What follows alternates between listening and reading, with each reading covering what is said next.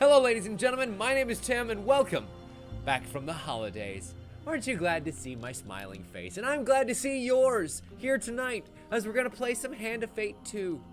Because unfortunately, though, the vote voted for Nier Automata, it wasn't working for some reason tonight. It was throwing out some random error, so I'm gonna do a little bit of troubleshooting, see if I can figure that out. I'm a little bit off my game tonight, because unfortunately, the cat got out and hasn't come home yet. It's been about an hour, maybe two. Not a big deal. You know, cats often do that, but she's mostly an indoor cat, and I'm really worried about her. Yeah, I'm sure it's okay. We live in a rather populated neighborhood filled with mostly kids and good people. You know, there's a lot of families, a lot of eyes on everything, so I'm hoping that worst case scenario, I'll just put out some signs tomorrow and offer a reward, you know, and just hope for the best. We'll see. Yeah. I'm hoping that that's the case, Harwood. We've actually got both of the doors open right now. Kind of hoping that she'll meander in. So if she ends up coming through the door hungry or something, I'm gonna have to bolt for a second, but you'll know what happens, and I'll probably bring her in dancing and, you know, the whole nines. But anyway, let's get down to the fun stuff, shall we?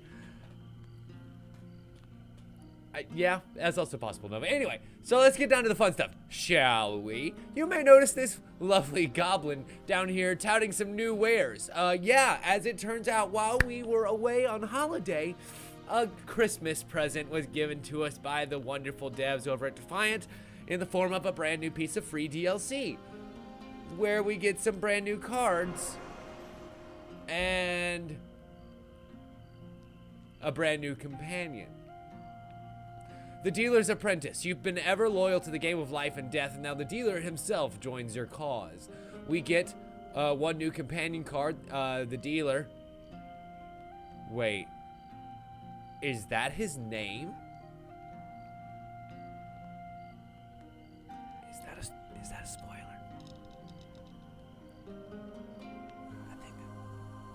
I think that might be a little bit of a spoiler. But he's available after the completion of the World Challenge, and then 5 new customization cards, which will be very nice as well. And then eventually, they are adding in the Endless Mode, which is going to be fantastic for unlocking a lot of the tokens that, Jesus Christ, I'm not going to be able to do by the time we finish this game. Anyway, let's continue, shall we?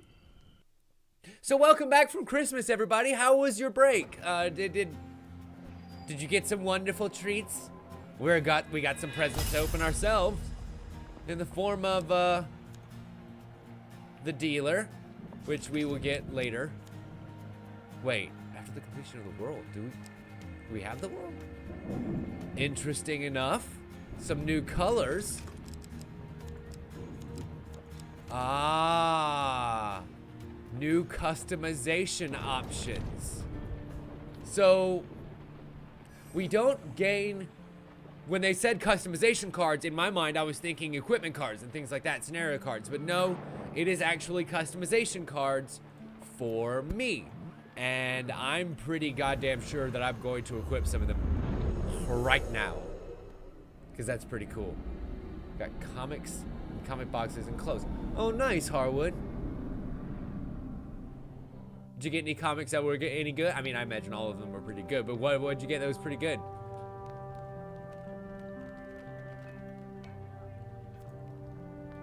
So, is it under hair? Yeah, you better believe it's under hair.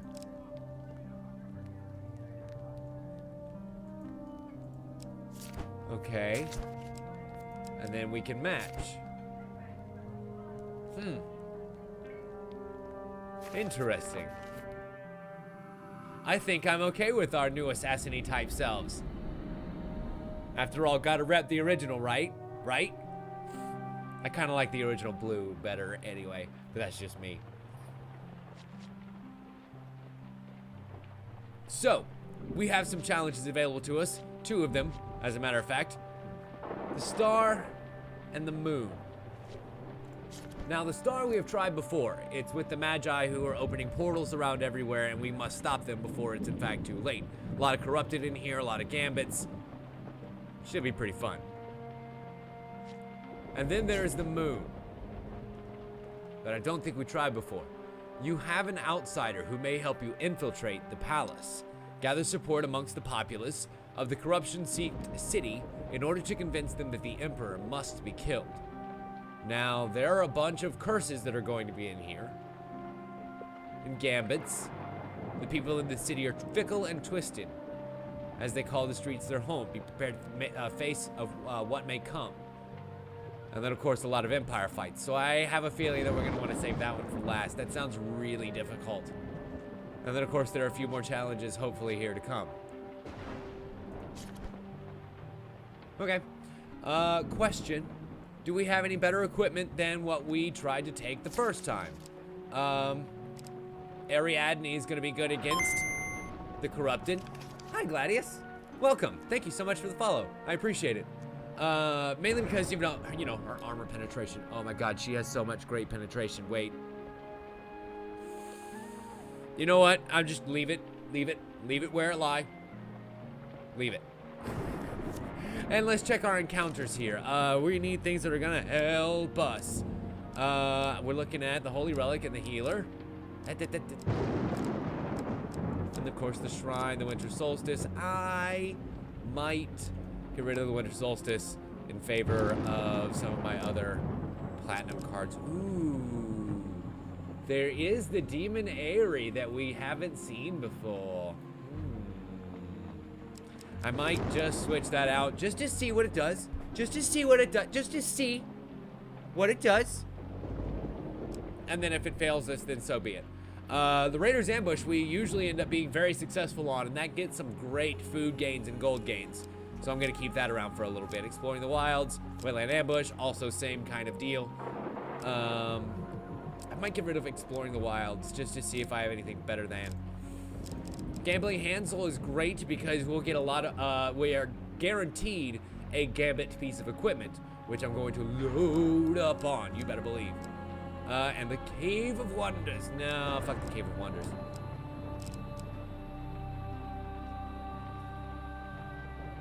I say you in the who what. I don't remember getting the fairy ring. Doesn't matter, it's got a token, we're taking it. And I need 2 more encounters. The Inn by the Sea could be pretty fun. We know what the Borrowboro is, but it's new. I wonder if they patched it and changed it and it made it new again. I wonder if that's a thing. I don't know. To answer your question, Harwood, no, I haven't. I kind of have barred myself off from watching it because I don't want to know too much of what it's about. And we will end up playing it at some point. I can't right now. Wandering Tracker might be really great for revealing some territory. I feel like, oh, ew. As much as Demon Aerie could be very useful, we don't know what it does. We do know that Man of the World will be, so if we end up like failing for some reason, we'll switch that out for Man of the World. In the meantime, I'm going to instead put in the good old-fashioned.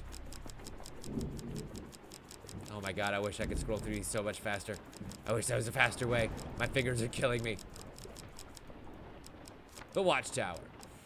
And, well, we have one more that we could put in. Ooh, the Silver D. Oh man, but it could also lose us some resources too.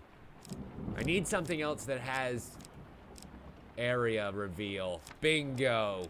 The scouting party will trade area revealed for area revealed. So if we have anywhere close to half of the map revealed, it's the other half done. So I think that's a pretty good list of encounters there. And we need, wrong one, equipment that's going to be able to help us with gambits, such as Bullseye, the Ring of Concentration. I think I'm going to lose the Sacrificial Bond. Yeah, the Imperial Armor is great, especially with that Shuffle Less and the Max Life, but mainly the Shuffle Less. We'll take Dark Thirst because of its ability to kill corruption. The Ruby Ring gives me extra life as long as I have blessings, and I don't really think I have anything to give me blessings, so that can go away. Gambler's Jewel. God, I have so many rings. And I'm happy about that. The Lord's Diadem is slow swing for the pendulum stuff, and also has a stun blast against corrupted. So it's definitely a double whammy of awesome for us here. As well as, I believe there's a set of daggers that are going to be really nice too, should we actually be able to get it. And remember, the other thing that I forgot to mention is that as we go around, we're going to be getting these cursed relics that are going to lower our max life. So, stuff like the Lionheart, and I believe I've got the Shield of Aegel, and, you know, a couple of other... Oh, shit. Accidentally got rid of that amazing diadem.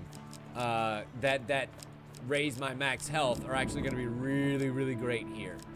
Where'd it go? Where'd it go? Where'd it go? Where'd it go? Where'd it go? Where'd it go? Where'd it go? There it is. Spike Bone Guard's actually going to come in handy next mission because it has Curse Repel. Aha. Jousting Armor is good, but not necessarily for this. I want to know what that Champion's Plate Mail does. I kind of really do.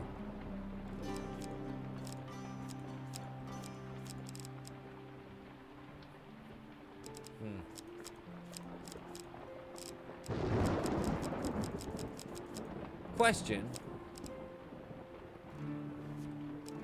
This says discard and ignore the first curse that you draw. Would that necessarily count for the relics that are here? He wonders. Quietly out loud to everyone listening. What about a Bastion of Purification shield? Let me take a look. Well, there is this Holy Purification. Oh no, that's useful against undead. Never mind. And then Ward of the Innocent. No, that is map reveal. That's pretty good. Ram's Shield, Northern Justice, Nazgûr's Reckoning, Bastion of Purification. Ah, good call, Toblerone, because of the damaging defense against corrupted. Good call.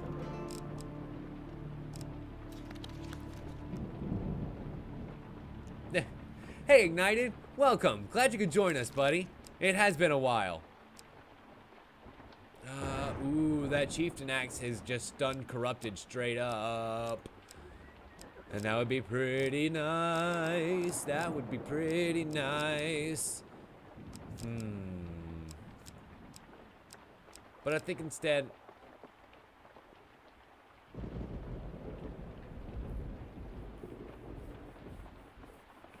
I don't think this one's going to necessarily help us. Yes, it is map reveal, but it's map reveal at the end of the map, by which point we will have found the mages and started to close the portal that's on the map. So it wouldn't really do us any good to have this particular map reveal in our supply, because it's not well-timed map reveal. Okay, never mind. I think we'll continue on with the equipment that we've got.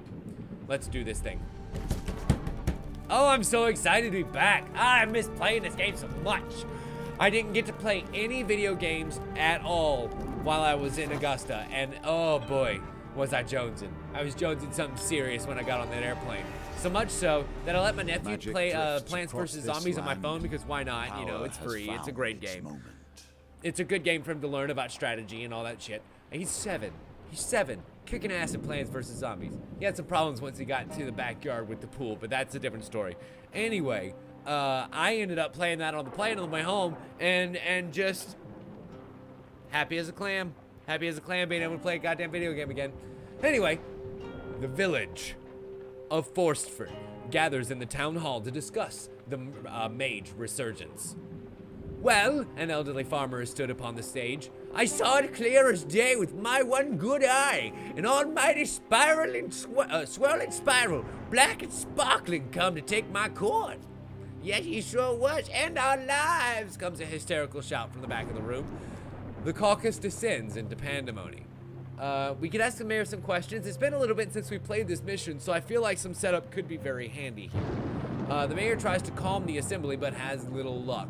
A sobbing woman throws a chair at the window in frenzied terror. We can ask about the portal. He could be lying unintentionally, the mayor sighs. Old Frank is very, very blind after all.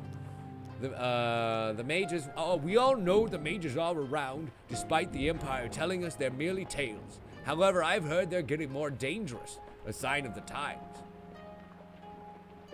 Well, I guess we begin our journey. The mayor stops you before you go, shaking off a screaming farmer. The Empire is off in the north somewhere. There's nobody to help us. I beg you, comb the area for anything suspicious. If you do, I'll reward you with a blessing. Oh, man, that blessed life ring would have actually been really handy here. Anyway, receive 10 food when you reveal all encounters on the table. Shit knockers! Now I'm actually kind of mad that I didn't take the reveal entire map at the end of the map.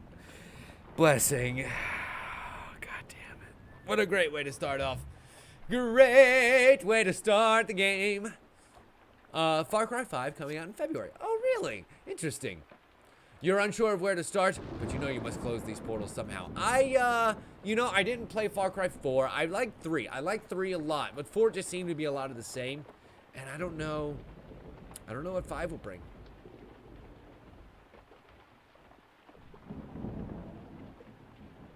Yeah.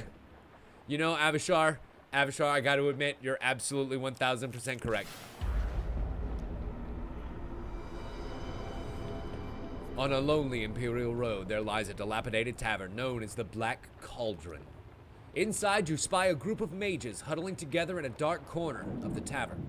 They are gazed, uninterrupted, at a dull copper goblet in the center of the table. Ooh, we've come across this challenge before. If I remember right, trying to take the goblet away does one direct gambit and then just gives us the goblet. Whereas shaking one of them means we do a couple of different gambits to try and escape his gaze and then take the goblet. So I think it's number 1. I'm pretty sure. The goblet is surprisingly heavy and takes some effort to lift off the table. Merely holding it sends a strange chill up your spine. You try to drop the artifact, but something compels you to keep it. Hey! No gambit at all! No gambit at all! No gambit at all! Sweet. The new wielder of this item gains a curse. Dicks. Consume 2 food instead of 1 when traversing the map. Did I bring, what was it? The shield that makes it so that I only consume food 2 out of every 3 movement. I don't think I did.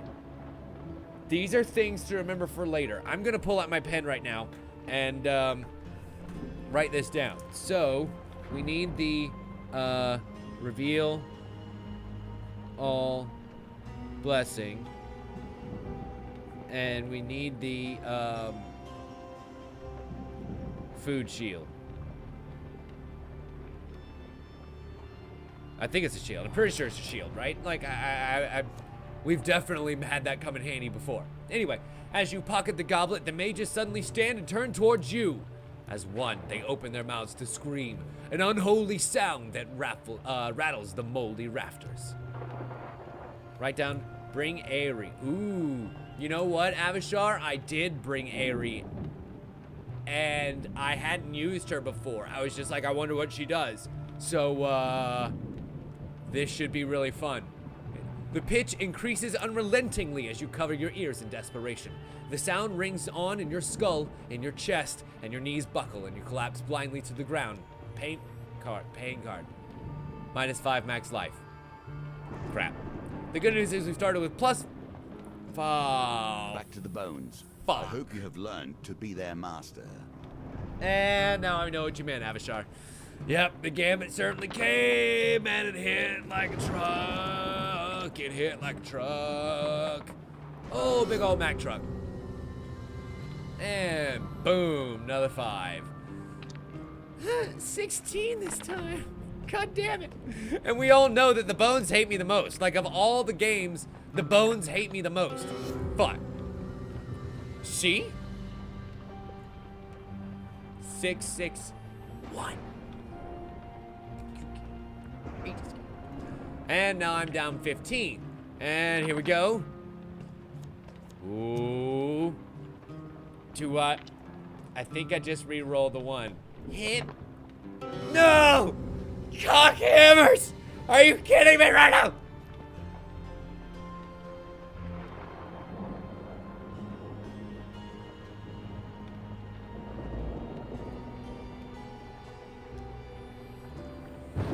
I'm down 20 life because of this shit.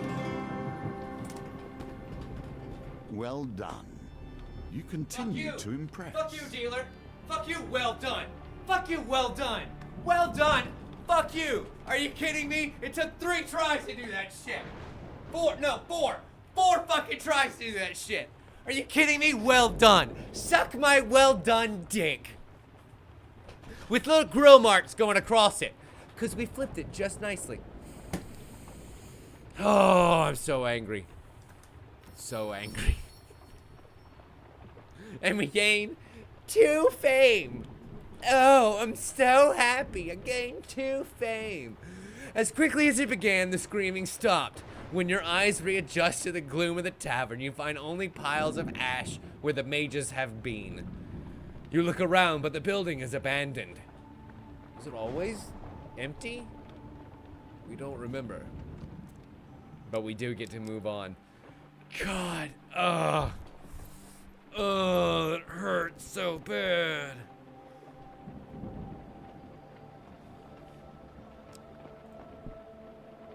And we use 2 food. But the good news is we found the carriage of the departed, which is great because we get a lot of money from the carriage of the departed. My inability to roll the dice actually comes in handy here. Because, well, we end up rolling low and selling high. See? Oh, I think we played this once before, Avishar, this particular mission, but it's been a little bit, so my memory is many moons ago at this point. Excellent, but that's just enough money, 21 gold, to be able to get a little bit of coin in our pocket. Do I want to camp yet? No, I think I might have a chance of finding a general store. Band of thugs. Crap. This could be really bad because band of thugs potentially leads to an ogre, I think. Let's just go ahead and get out our slightly better weapons. Just in case. I say slightly better. More parryable weapons. You find a makeshift tent in the forest. From the tent comes a raucous cacophony of drunken merriment and devious schemes. Snapped. Your foot breaks a twig and the noise falls silent. Ariadne offers to help. I don't think I want to do that. I really need Ariadne's help in the encounter should we actually get the failure here. So, please help me get the success. It's gonna be really fast though, isn't it?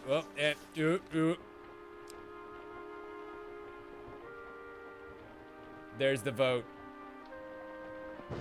Please help me.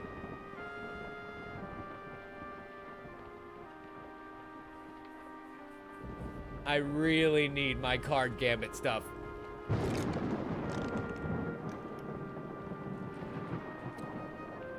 Noble, are you just throwing yourself out there so that if I pick your choice, then I won't feel so bad about failure? You just dive in on that grenade for me?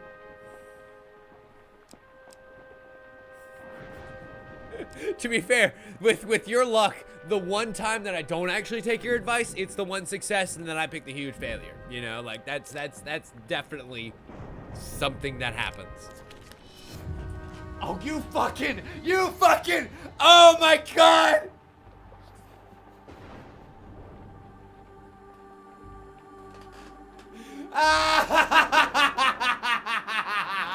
Welcome back, everybody! Happy New Year!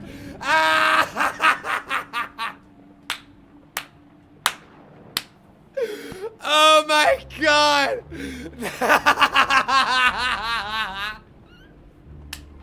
I can't believe I can't believe. I can't believe. I can't believe that just fucking happened. I almost missed the desk. I almost missed the desk. Oh, fuck me. Wow. Oh, that is some powerful funny.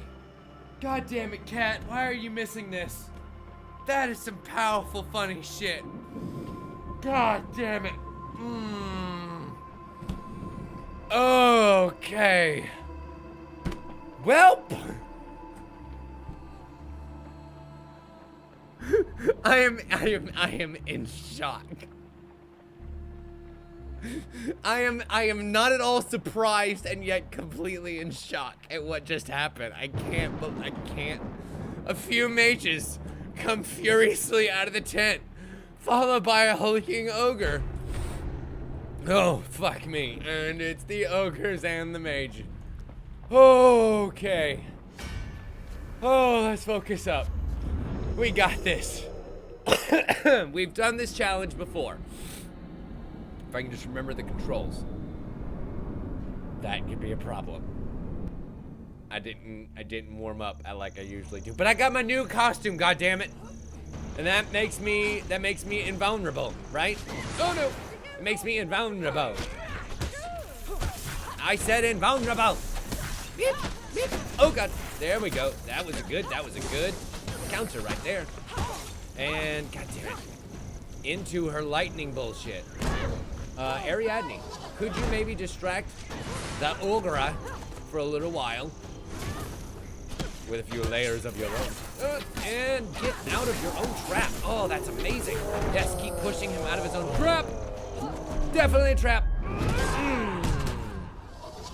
Ariadne, if you wouldn't mind. I have a mage kill. Ow. Ow. Ow, I say. Dare I say, ow again. Oh, and there we go. That's gonna be out. There we go. Second block coming up. Excellent. Third block. Didn't think about the third block. Roll. Good timing. And block. And there we go. That's the one that's gonna stick him in the ground. Ariadne, smash him now. Oh my god. Oh right, I have barely any armor. I totally forgot about that. That's gonna be a... Oh no. I have but 2 health to live. Stop him. Stop him. Stop him with all of your might.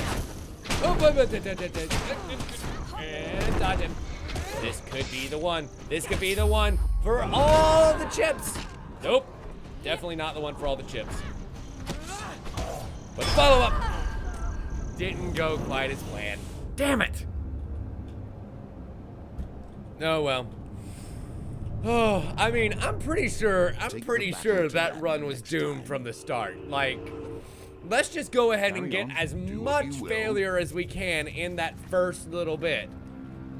Oh, fuck me. And just see what happens, right? Okay, so yes, you're absolutely right, Noble. We can go back into our equipment. I'm going to take out,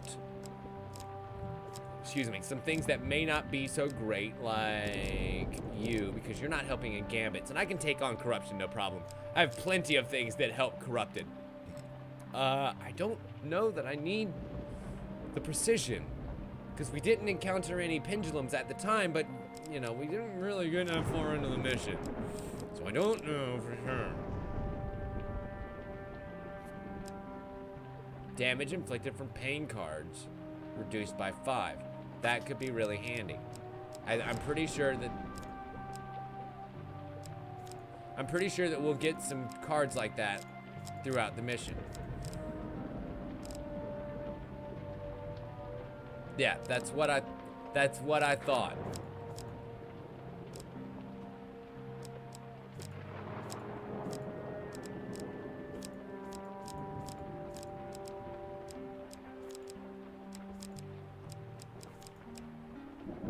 There's the one. The Valiant Aegis. Okay. So I'm pretty sure that makes us good. Donar's talons are really, really great. But are they worth taking up a slot here when I could get... What rings do I have left? That's a really good question, Tim. What rings do I have left? Because rings I can infinitely stack. So, like, if there's anything Gambit related, Chef's Charm. That sounds like something food related. Should I mayhaps get that instead of something that I have currently in my equipment?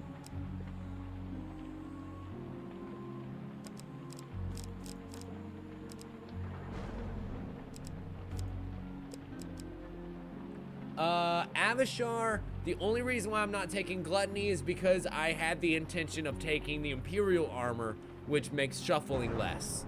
Especially for those, like, bandit missions and things like that. I planned on using this armor more than I would Gluttony. That's literally the only reason. Now, Dark Thirst, I don't necessarily need, but Dark Thirst still has a token on it. And, well, I'm making some progress on it. And I really... You know what? I think we're going to remove Bullseye, and let's find out what the Chef's Charm does. I am very curious. Grifter's Companion is good, but not... I don't know. I don't think it's good enough for us to replace.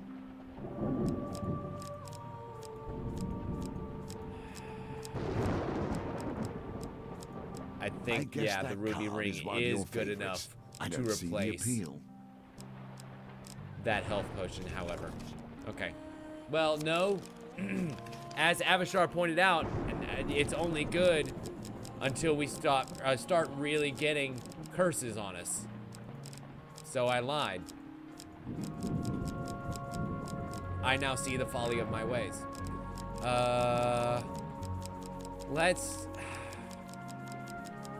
Let's just go ahead and throw in the Armor of Gluttony because you never know.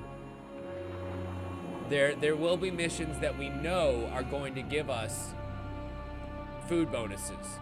So in those missions, we can just switch over to the Gluttony armor should we have both. We'll see. Anyway, lay down those cards again, dealer. Please. Please, please, please, please. With sugar on top. All right, at the gathering, we're gonna skip right on by and begin our journey. With the mayor's blessing. Oh, fart nuggets. You know what I've forgotten to do? I've forgotten to change my blessing. Let's just get it over with. Yes, I know, dealer, I suck. Yada, yada, yada. If the cards swirl again, we get it. Wow, that takes a long time to go away. Wow, this takes a long time to go away.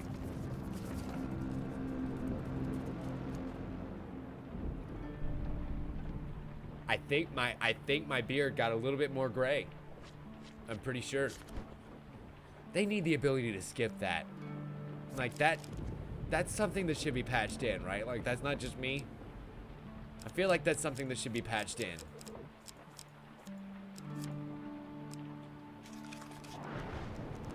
Anyway, now that we have the proper blessings, let's move on with this curse of a mission.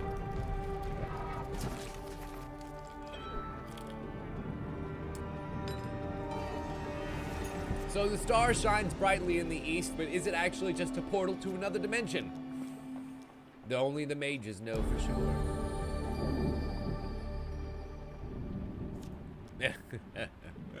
You're right about that, Avishar.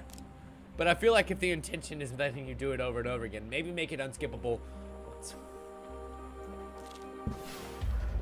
Okay, the decaying inn. So, shaking one of them. Good, Ignited. I'm glad you were here for that part, sir. Somebody needs to get some entertainment out of my misery. If shaking them is in fact the better way, though it does give more pain, then we want to take his place. And we lose 10 life. as we roll the bones. Yep, we know. We know the outcome here. It's gonna be shit.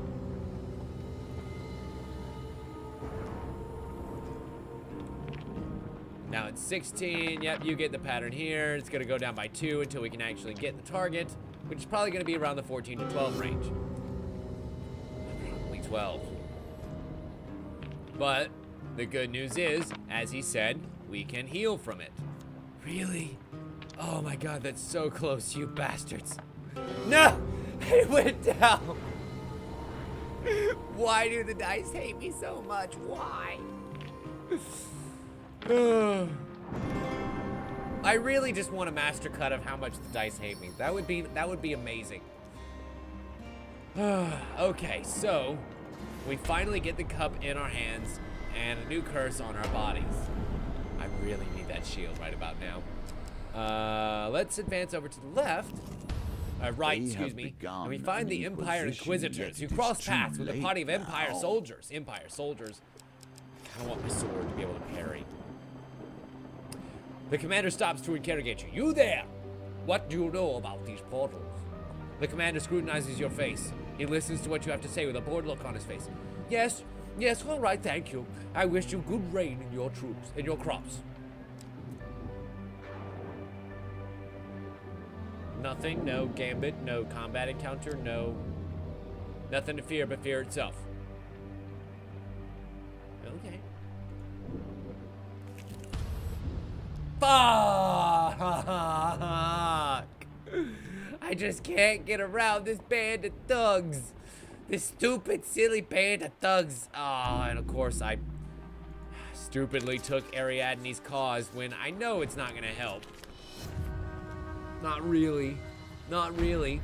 Even if I get the success, it's still just way more bandits and way more skeletons.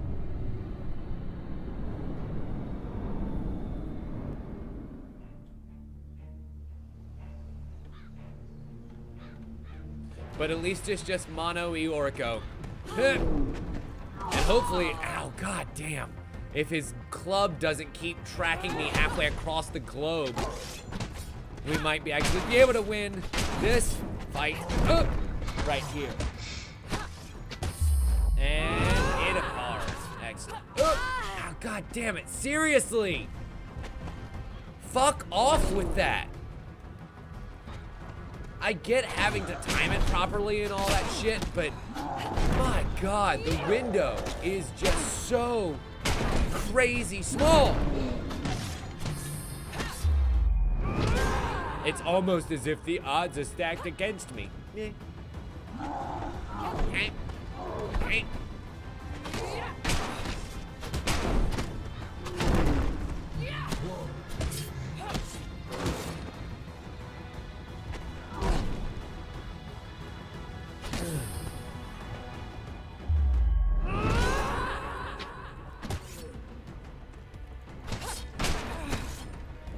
Oh man, I dodged instead of blocking. I tried to get into my focus zone, and unfortunately it led to me dodging instead of blocking. So let's see if I can get up underneath this skirt just a little bit more. Zagged where I should have zagged, and I end up getting punched all the way into Albuquerque. Man, those orcs are no joke.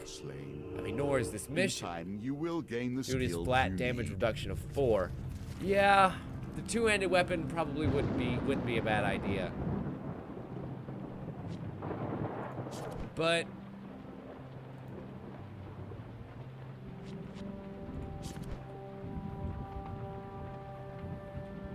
I mean, sure, Noble, why not? Well, let's just go ahead and try the other one. There's no reason to keep butting our head up against a brick wall when we can find another one to just go right around. So if we're going to be taking on the Empire and a lot of gambits and a lot of curses, then we want to make sure, let's see, we've started by taking the soldier.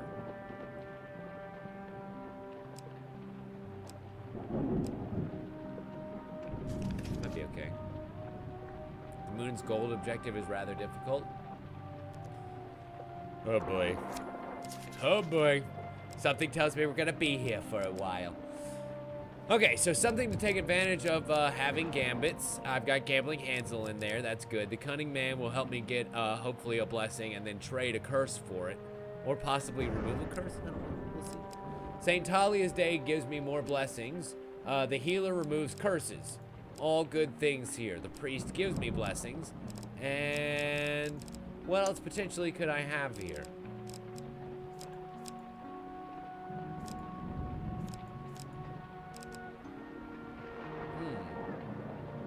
Curiosity begs the question what the mystical island is, but I feel like the wandering tracker is going to be slightly less dangerous than the shipwrecked island out in the middle of everywhere. And also nowhere.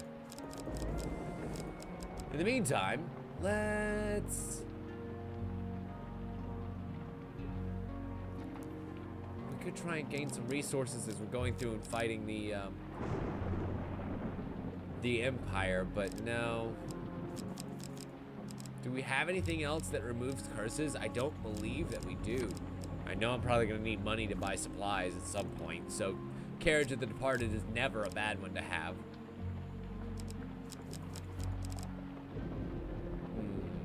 Dwarven Haggler has you trade equipment for equipment of greater, equal, or lesser value.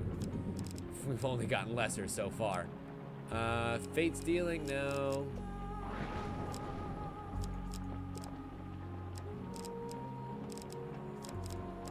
I know I do in my equipment.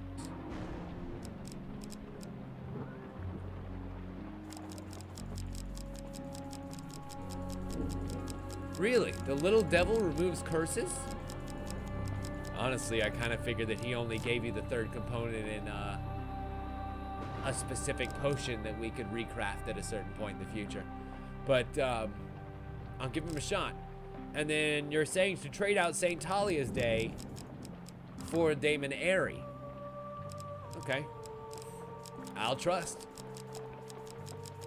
Until I must.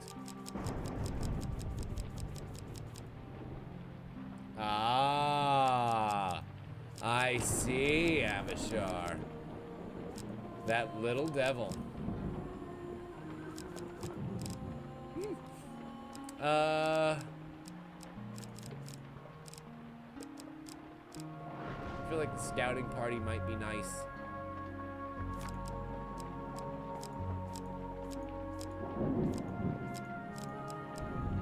Simple prayers, why not?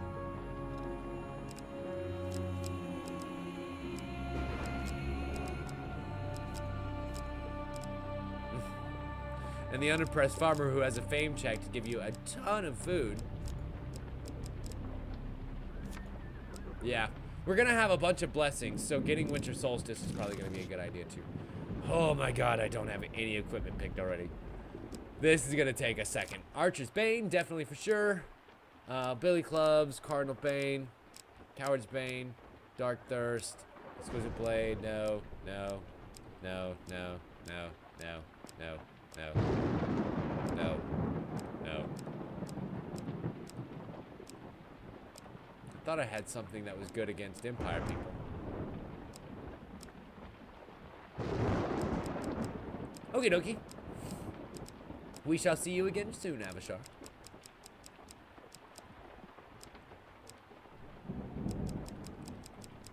And honestly, I don't know that I have any other equipment that's going to be helpful against curses either. Food bounty. That actually could be really handy in the other mission. Thorn shell. Fuck it.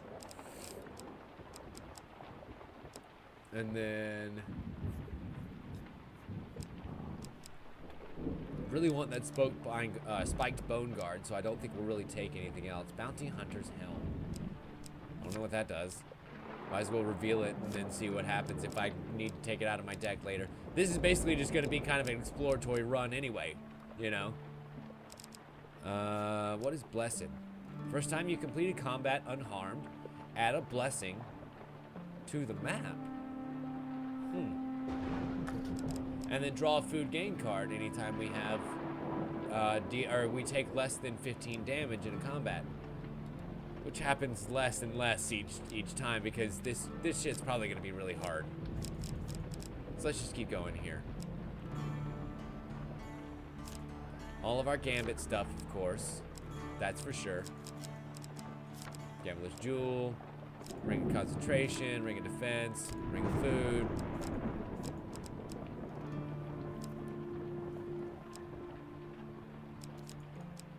Tiger's Eye. Right? Potentially. And that is it. Oh, I don't have a platinum card. You know what we haven't seen a lot of is the card wheel. I'm wondering if there's going to be a wheel in here. In which case I'm going to take the Grifter's Companion just to see what happens. We'll watch that be my worst decision yet.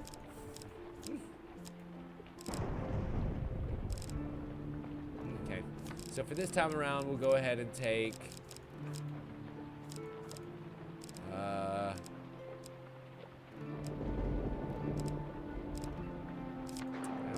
mostly use the sword for killing Empire people because then at least I can still riposte against them. And then, of course, max life and food. Always a pretty standard default.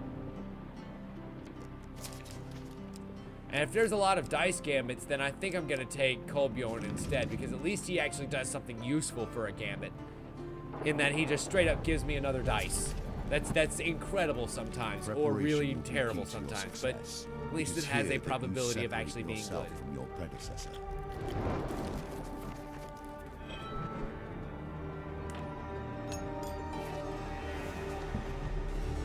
A badly shaped tool will not cut smoothly. It will turn and bite the wielder. That is why I have paid such attention to your forging. So we are being groomed by him. On the last day of the solstice, you passed through the gates of the great city. The scene before you was overwhelming, a melange of architectural styles, exotic smells, and busy people. You have taken counsel with your companions and wrestled with self-doubt, but your path is clear now. The Empire is a force of darkness in this world, bringing nothing but death and destruction. If you are truly the hero, this is the time to prove it. There can be no other end than this one. The Emperor must die. Estrella has organized a covert meeting with General Flinthallow. Okay? Flinthallow? Flinthallow? Whatever. An ally from her Empire days. He will tell us the way back into the palace, she explains, but only if we prove that we have the backing for such a rebellion. And so we have to find at least 12 conspirators. Interesting. Okay. I hope you packed the weave and the jewel. Uh-oh. I really don't like the fact that I don't know what you're talking about.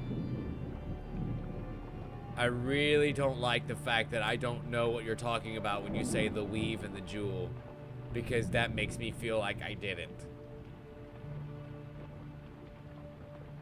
Estrella disappears into the crowd, stating she has some business to attend to.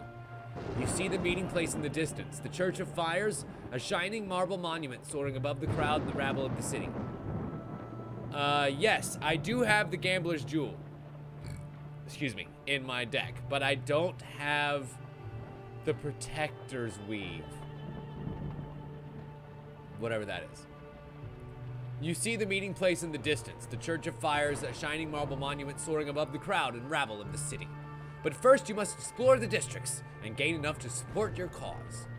An Empire soldier stares at you from across the way. You disappear into a market crowd before he realizes who you really are. The new disguise helps. And there's the patrolling soldiers that we're gonna have to be able to get past by the time we make it over to that car. In the meantime, get to stop by the store. Yay, the store! There's our Gambler's Jewel. Oh, I want it so bad! But what do you do? What do you do? Hello! That's kind of really awesome. If we are gonna be eating a ton, in the previous mission, we might as well go ahead and get double the benefit from it, right? Right. I don't know how much that's necessarily going to help us here, but for right now, we know that the general store does, in fact, well, had, in fact, the ring that we needed. We find a pageant wagon. Parked in the dust quarter is a traveling theater that has seen better days. The mottled stage curtains hang tiredly. A pasty, ill-looking man named Old Patton appears to be the head of this enterprise. He waves you older. White powder has settled onto the wrinkles of his face. His painted lips twist into a knowing grin. I know who you are, he whispers.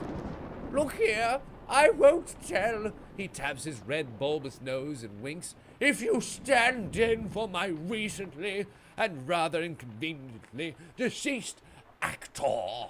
He points to a ragged baker costume. I mean, we kind of have to be the baker because we never know. Inconspicuous. Ooh. Ooh, I see, Noble. It absolutely is. And so, if we can stay under a certain amount of fame, which may necessarily mean not taking the stage, because actor, you know, like, unless it's a costume with a mask. Give me a costume with a mask and I'll be great. My baker has been walled into his home, hasn't he? He's either going to starve or get eaten by the corrupted. The old man looks positively delighted at that prospect. Look here. Oh, wait, he said that already. I guess our only choice is to be the baker. The play starts off with an old hag knocking on some pantomime door. Oh, baker, I've come for your hand in marriage. What's the dialogue for the play? Do we greet the hag with a delightful and oh so familiar kiss? Or do we tell the hag to fuck off? Because we're not getting married today, Junior. I think I'll leave the choice up to you guys here. This is where we get to have some fun. Because I don't know this mission as well. I don't know the other mission as well either, but, you know, I really don't know this one because we haven't played it before. No, well, you just want to see me kiss an old lady. That's what that is. You masochistic motherfucker. Also, I just want to give a quick shout out to Leftwich, who gave me one of the best Christmas presents ever. He gave me this giant fucking family size, party size bag of peanut butter M&Ms, and it's the greatest gift of all time. How much is it? It is a 2-pound, 6-ounce bag of peanut butter M&Ms. I hope that comes off on the microphone, but not as too annoying. And I'm very happy with that gift. So much so, I'm gonna eat one.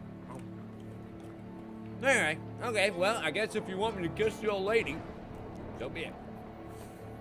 The crowd claps and cheers as you plan to kiss on the actress or actor playing the hag. They play the part with spectacular realism. And she also gropes my butt. And we get 30 fucking gold, potentially. Oh, my love, dearest of hearts, I brought you a cake. The hag croaks, removing a petrified cake from the folds of her apron. The cake is spotted with mold. Do we eat the cake?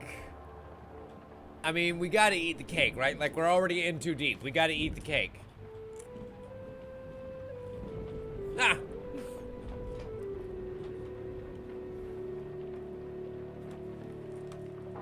Toblerone would be out at this point.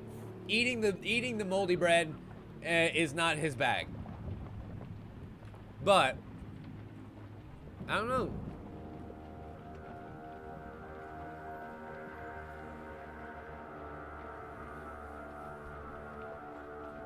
But 30 gold though. We got iron constitution.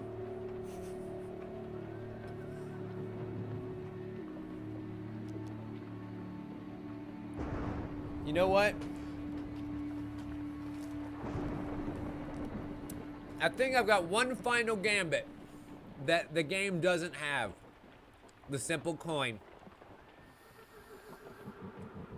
And if it's 50-50, then so be it. Heads, we take a bite of the cake. Tails, we abandon this farcical endeavor. Here comes the flip. Heads it is. And so we take a bite.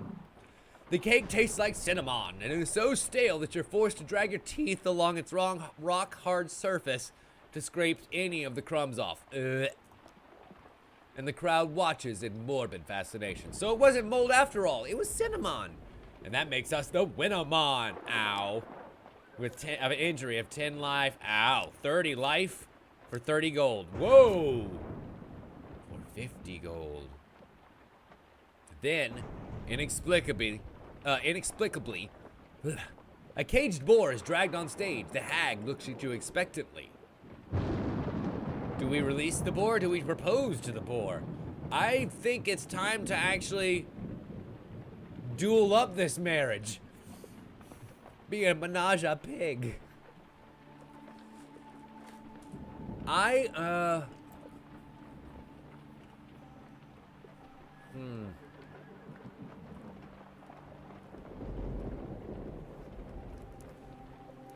In this weird, very Dadaist play, I'm thinking that they want me to propose to the pig instead of the wow, I almost said whore. Hag.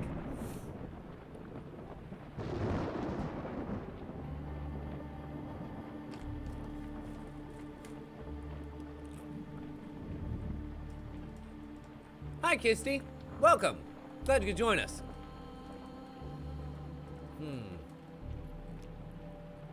All right, well, we all know what happens when it's 50-50. Heads, we release the boar. Tails, we propose to the boar. Flip. Heads it is. Okay. No. Oh, farts. I hate having to listen to the coin. Fine. Just call me fucking Harvey. Before anyone can stop you, you open the cage. The boar blinks, startled, before charging off the stage and into the screaming crowd. Its tusks gouge your leg as it makes its escape. I don't think that's what I was supposed to do. I don't think that's what I was supposed to do, you guys. And suddenly, we got ourselves a fight on our hands. And the boar gores an innocent bystander before disappearing with a snort down the alley. Other than the person who's currently bleeding out on the ground, the crowd assumes this is all part of the show. And we get 15 gold from it. You see old Patton signaling for you to wrap up the performance. I'm thinking that we take this opportunity to say fuck the police. Right? Like this is our moment to say fuck the police and signal out to any conspirators. Yeah, we're gonna have another fight, but I'm thinking that this is that chance. Too soon, Noble.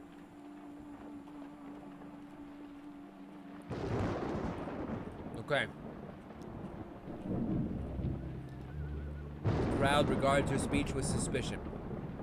They are sure to alert the Empire. The dealer adds 1 Brimstone monster card to the monster deck. Ouch. But Herda, the aproned, pledges her services to my cause. A single member of the audience, a woman in a dirty apron, looks inspired by my speech. You hope that old Patton is happy with my performance. And round and round and round it goes. Each different, yet each bearing their own We get to decide what our rewards were for this mission. Where's that fucking 30 gold card? I don't remember which one it is. But the 2 gold gain cards are next to each other, so do not do that to me, computer. It like glitched for a second. I think we should stop it like here. No.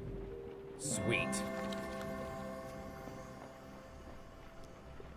The crowd cheers and throws coins on the stage as you bow. You've put on a great show. And we get 20 gold. Naft. And old Patton pledges his service to my cause. Now this is what I call acting. Your escapades at the pageant wagon have increased my notoriety. We have full of fame. and are still mostly inconspicuous. We continue on. The general store once again.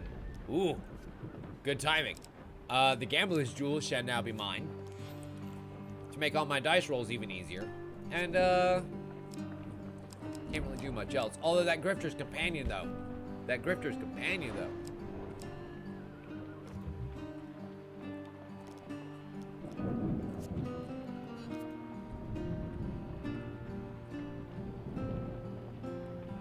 Oh, really, Avishar?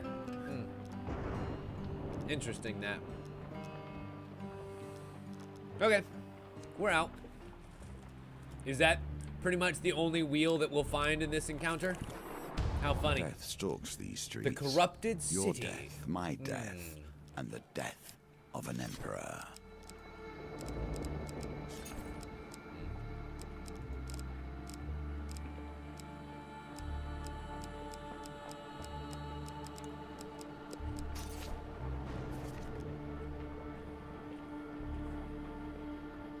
While passing through the city's bustling fish markets, you hear a choking sound. Go away. Followed by a terrified scream. Pushing past the panicked crowd, you find a family of fishmongers writhing on the ground beside a toppled wagon. You watch in horror as pustules of corruption spread across their bodies and down their limbs, leaving them grotesque and unrecognizable. And we fight 7 blight. Don't worry, I shall show them my might. I'm funny. Fuck you guys. I'm hoping that my handy dandy axe here. Oh man, I should have taken a sword. It's not enough. They're not enough. I should have taken my fine sword, which does just as much damage, really. Has a better ability to it, and well, I guess has a riposte ability that does more damage than just these hits. You know, it would kill them faster, I shall say. Toblerone, thank you so much, buddy. I appreciate that. That is so sweet.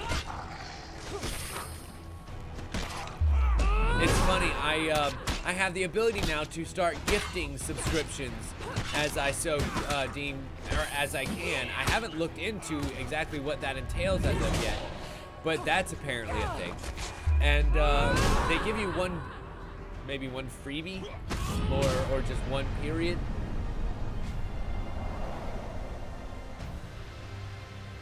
But I'm surprised you didn't actually use that for that. Then again, you know, donations are a bit more direct, and I appreciate that. You pause to inspect the bodies of the vanquished. I mean, we kind of gotta loot the corpses, right? Like, what's the point of killing him if you don't get anything from the bodies? Ooh, excelente. And I guess if I don't need Grifter's companion. Oh yeah, I guess that's a fair point. Also a fair point, Noble. But I didn't know how close he was to maybe renewing. You know, that's, anyway. Healthy eating, I think, might be one that we take here, or I guess, none of these are really all that useful to me. Now that I think about it, if we're out of the wheel section, it's not like that gives me more food. I want 50 gold for the next map. So then does that mean maybe I could sell the Grifter's Companion for probably more than the rest of the rings?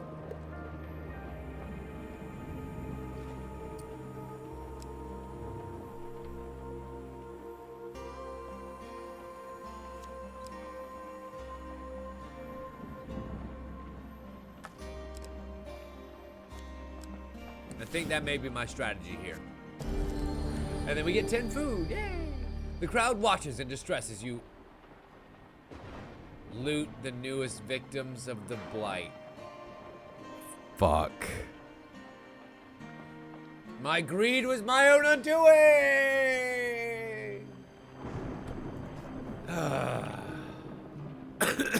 Wait.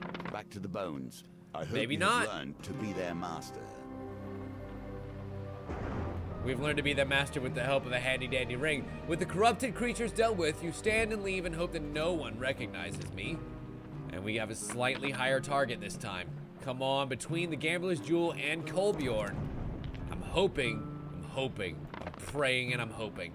Shit, 12, 14, Kolbjorn comes in with the save, because no matter what it rolls, we win, baby. Sweet. We only gain 2 fame as we garner a few curious looks from the crowd. Thankfully, the bustle of the city swallows me up again. We didn't gain any allies for it either, I notice. Ooh, we could gain some money for it, though. Oh, no. Oh, no. My Gambler's Jewel. My Gambler's Jewel is going to make me roll high, and I don't want to roll. Unless we play it smart. There we go. Continue.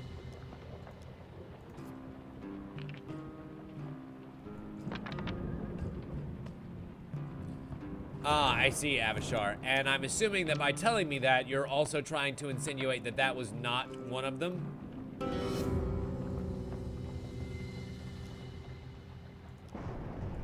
Sweet. 23 gold.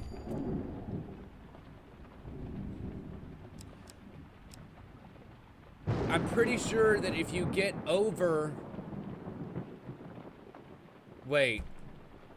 I thought that if you got over the, you know, if you triggered the, you know, amount of gold that you need, I think it's 32, then you don't get the gold. You get food gains instead. Right? Like, I don't necessarily need food. I've got 15 food. In this case, I wanted the gold. So I wanted to get as close as I could to 32 without going over. Kind of Price is Right rules. I don't need the food. Oh, you get both.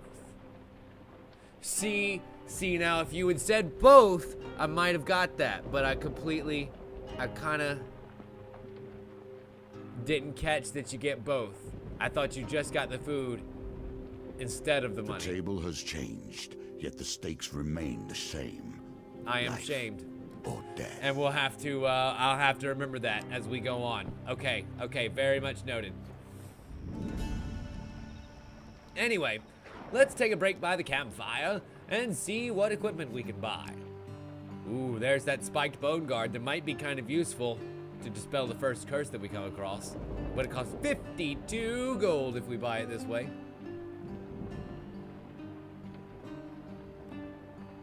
Ah, I see.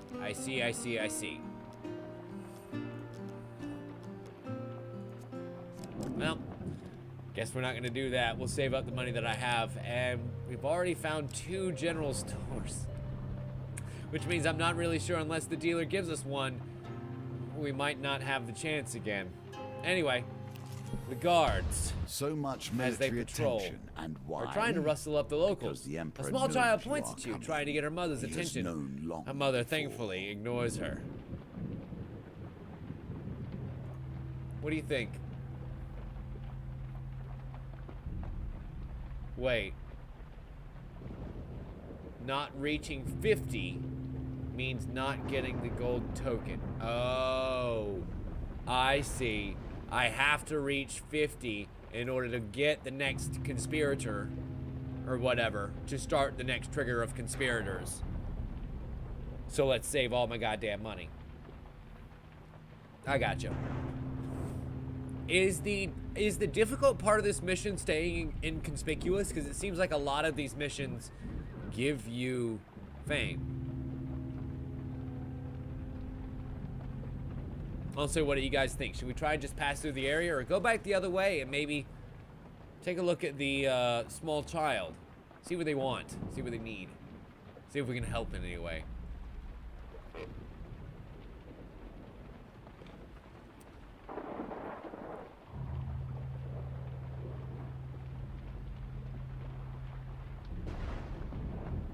Forget about staying inconspicuous. All it does is make the chance card gambits easier. But if it makes them easier, then shouldn't I do it? I mean, maybe not, you know.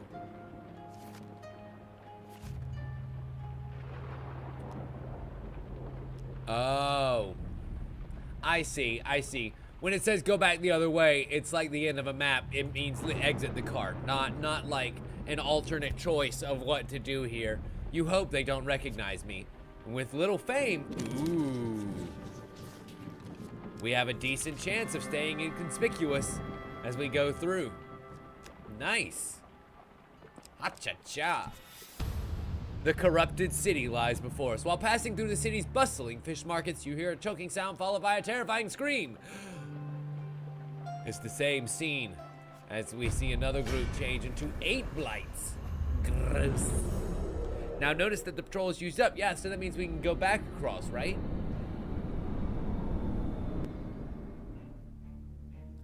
Ah, I see. So now no longer having to face down that brimstone card. Kind of great. Incidentally, let's test our theory about our fine sword, shall we? Does just about as much damage with the special hit as that axe. And because it attacks a whole lot quicker.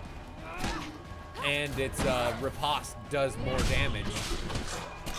Like literally the ability that it has is riposte does more damage. It kind of works out in everybody's favor, doesn't it?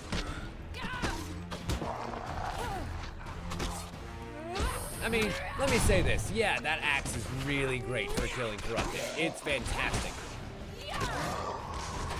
That's not to say that it's the only choice. I guess is what I'm getting at. Stab! Colbjorn, I'm gonna save you, buddy. You shall not fall here. He's gonna be looking at steel for the next couple of days. No, not really. The brimstone card is still... Oh. It's still there. It just gets shuffled to the bottom, I take it. And... I think that it's the dice gamut to search for spoils and leave without being noticed, but we still only get... We still get 2 fame for it. How much fame is inconspicuous? And if we just leave quietly... I think we're just gonna leave quietly.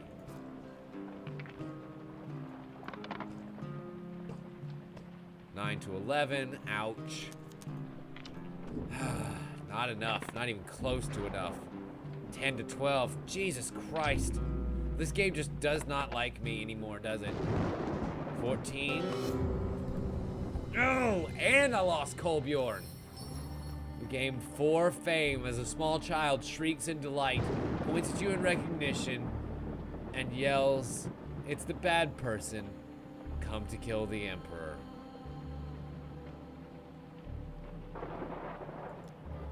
I see. And the dealer adds 1 more brimstone card to the deck. Thankfully, there's your 25 life. I appreciate it. It's the Demonary. Not least of which are the new Are you the one who ruined Apollo? Apollyon's fun? The woman with the pointiest face you've ever seen approaches from the shadows one night. Yes, yes, you are. How delightful. Did he cry? He used to be such a crier in our youth. Oh, you're wonderful. She pokes your bicep. I'll remove your curses, if you like. You're as pure as the mountain spring. There are no curses for me to take. How unfortunate. Still laughing about Apollyon's favor. A failure, the woman waves goodbye and disappears into the night. Damn. Damn, damn, dammity, damn, damn. Because we don't have any curses so far, she couldn't do shit. We can go and buy some healing for Colbjorn. It's only, nope, nope. I need to save all my gold. I need to save all my gold, and we can leave. Once again, not having any curses. Checkpoints, as if they keep one step ahead of the deaths that hunt them. At the gates leading to the Blood District, an Empire soldier speaks to a grumbling, slow-moving crowd. It appears there is some sort of holdup. Crap. Let's keep exploring just for a second, because I get the chance to go back to camp here and sell a few pieces of equipment. We need that 50 gold, apparently, before we go to the next map. So let's trade, sell off some equipment. Damn, that's only 10 gold. We're gonna be so close.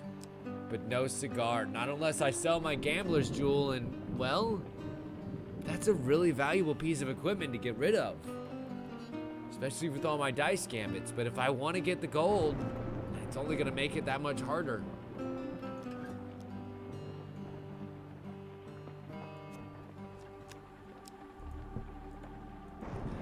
You know what, Noble? You're absolutely right. You're absolutely right. That's gonna be the best thing to do here. Max life, if you would, please. That would be great.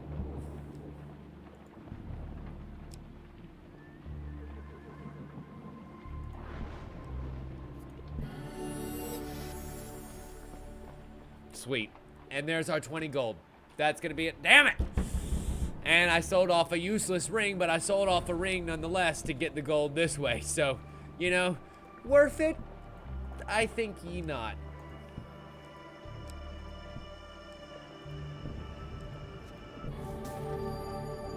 Ah, such a lovely trick that we can only pull when I am live. Trust me, I've tried to do that when I'm not, and it doesn't work so well. Also, you'll notice that phalanx of steel is now just the regular phalanx and not actually the brimstone one. So does that mean that if I pull the brimstone card, I should just leave and come back later when there's fewer guards?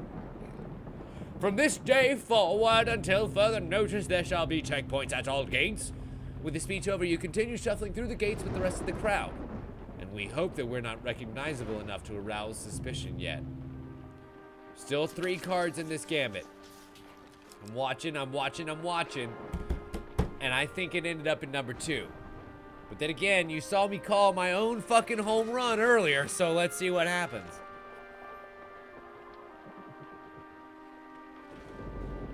Hi, Yuri. My game's FPS is 60. My stream's FPS, unfortunately, is only 30.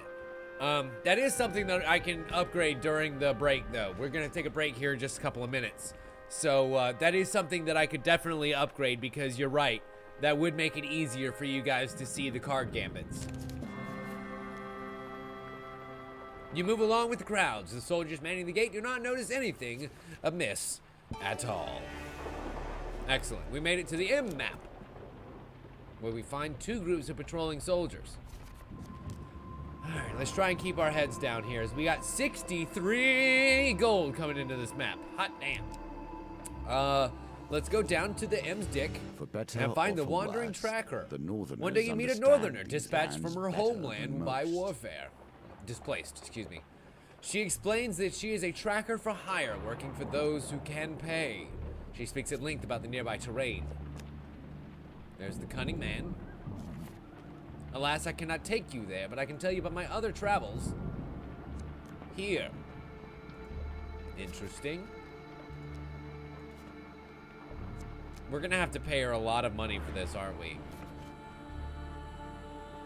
For 11 gold, she can take us directly there now. No, I don't want to do that. As you will, I'm sure you know what you're doing. I'm gonna make it back over there here in just a minute, but I appreciate you revealing a whole bunch of shit to me in the meantime. What's down now? The Peace District. What is this? irony. The exit? It absolutely is the exit. Okay, we're not leaving yet. Let's keep exploring. Next. Medicine the apothecary. And chemistry. The apothecary is inundated with a tense rabble of city inhabitants. As you get closer, you notice that the door has been barred shut. An elderly woman is on her knees, weeping, clutching a pearl necklace to her chest. Open up! Have you no heart? A heavy-set blacksmith pounds on the door. My daughter has succumbed to the rot! His voice cracks. The rest of the crowd shrinks away from the man, some covering their mouths fearfully. Should we try and find another way into the apothecary, or maybe try and use force to get in here? We don't want to leave, because this probably gives us one of our conspirators.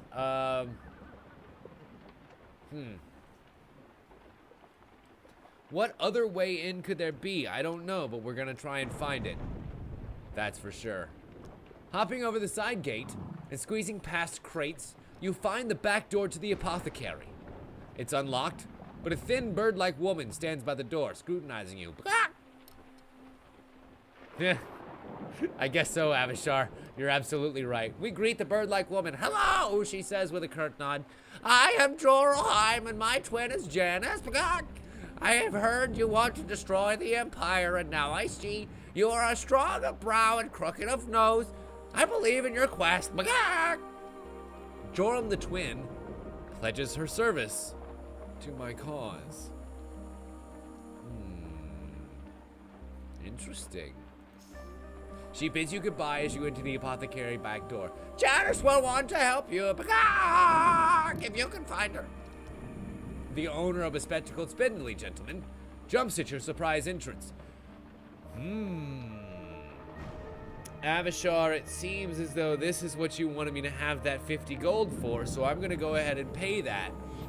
And as he considers the heaping pile of gold, he pulls out a large crate from behind the counter. Inside you see dozens of small bottles of amber liquid. Here, take them. I never claimed this was a cure, but desperate times make for desperate people. A cure? Wait, like, a cure to... This is big news. For 50 gold, we potentially get some second pledge of conspirator and a cure potentially to the corruption?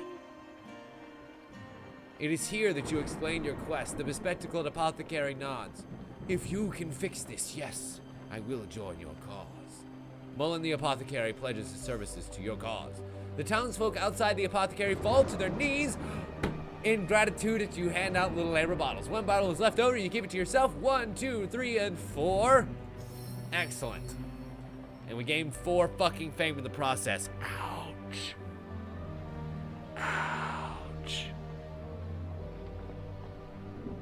Ouch. I think I actually have those quests going pretty good.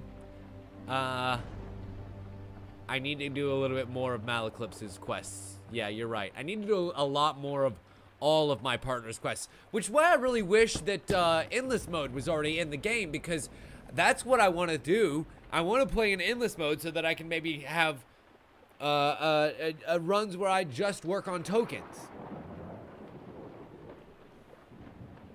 Not if you succeed in them, Noble, from what I understand. If you succeed in them, they go away and you don't have to do any combat. If you don't, well, unfortunately, it doesn't work out so well for you. How long am I still inconspicuous? Because I have to be getting close to my fame check, right? Many secrets are buried here, and you seem determined to unearth Just go to the wheel or the tower to work on tokens. I see. The wheel or the tower.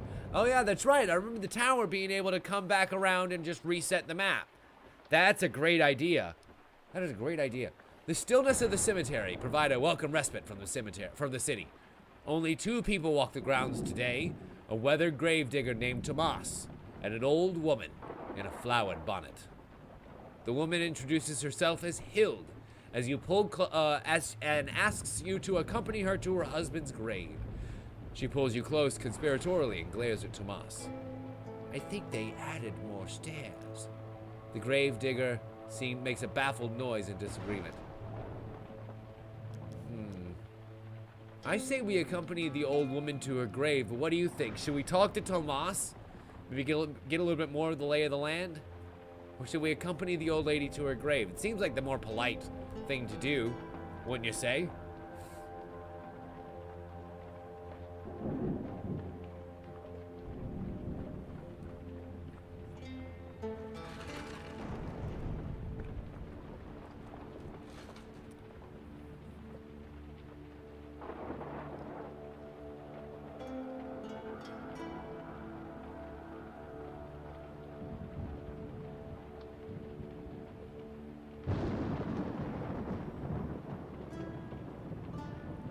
True.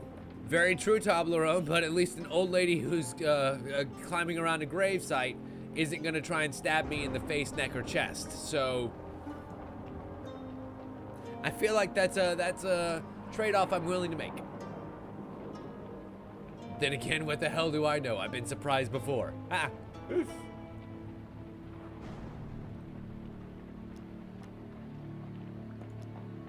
Hild takes your arm and leads you to a large stone arch between the tombs.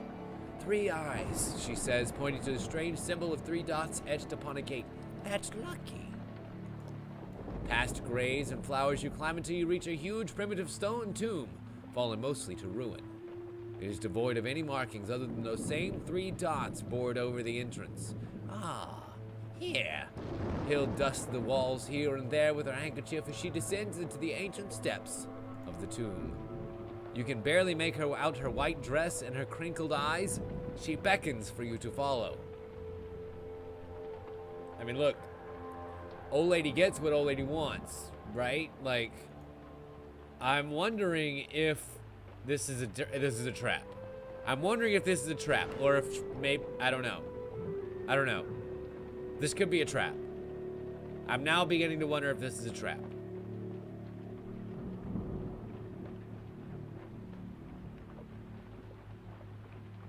But then again, we've played Resident Evil 7. I've beaten up old ladies before. I got no problems doing it again.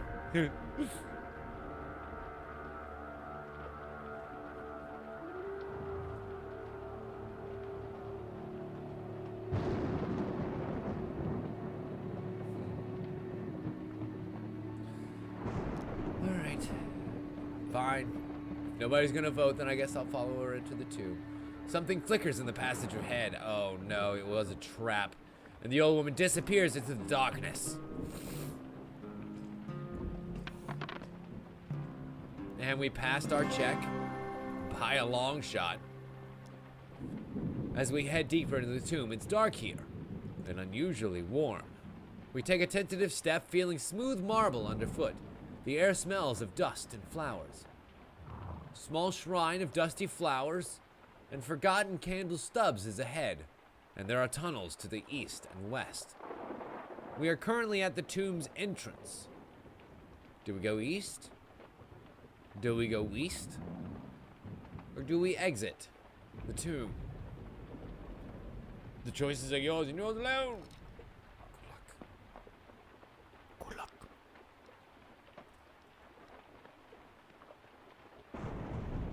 I mean, honestly, I imagine that they both could eventually lead to where we need to go. Because I don't know how you would be able to guess, you know, which way you need to go for the conspirators or to stay inconspicuous or whatever it is that we need to do here in this cemetery card.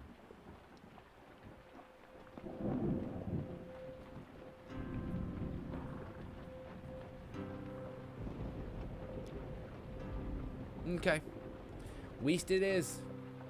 A small path leads to a room with pile of blankets and pillows set in the corner. A crack in the tomb's roof bathes us in warm sunlight. We are suddenly overcome with exhaustion and want nothing more than to sink into the silk and feathers. This is definitely a trap. Heading back east. Let's then now head regular east. In the depths of the tomb, we are overcome by a feeling of dread. There's a scuttling sound behind you and your head starts to swim. Your companion will not aid me during gambits anymore. We are at the cursed crossway as ominous shadows are cast down tunnels. I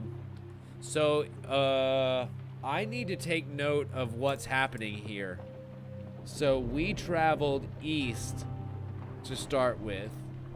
So traveling west, well, we started out by traveling west, and that led me to the blanket room, which made me fall asleep. And I'm gonna make little Z's next to that west room. Traveling east,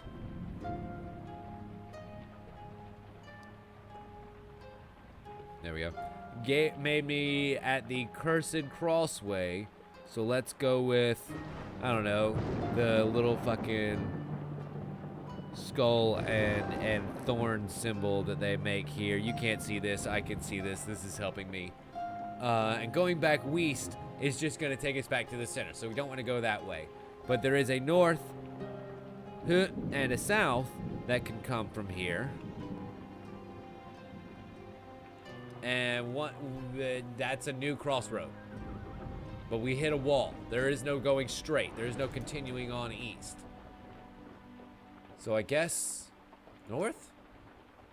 We're at the blind statue crossway. Let's do the eyeball with a fucking Ghostbusters circle. Statue of a robed woman stands at the intersection, watching you with hollowed eyes. We'll go back south, head south again. At the cavernous room, there's a chest here, rusted around the hinges, set upon a stone pedestal. Interesting. I think I'm gonna try and open the chest. Yay! Double fucking yay! Whoa! 60 gold! And we're now in the room with the open, empty treasure chest. So is that? I mean, is that? Did we win? Did we win? I'm pretty sure that we're supposed to have won from that, right? There's a west and an east in this room, but I don't remember there being any other way to go. Let's see, we go back south. Nope, we can only head north from the treasure room. Okay, so we head north again. We're at the blind statue crossway once more. From here we can head east or west. East has led us to a treasure room so far, so let's continue on fucking east. The bone hovel makes us take a moment to catch our breath. Okay, so I'm gonna draw like an old style milk bone.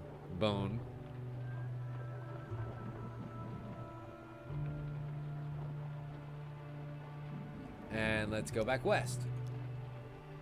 We've made it to the inner sanctum. Nice.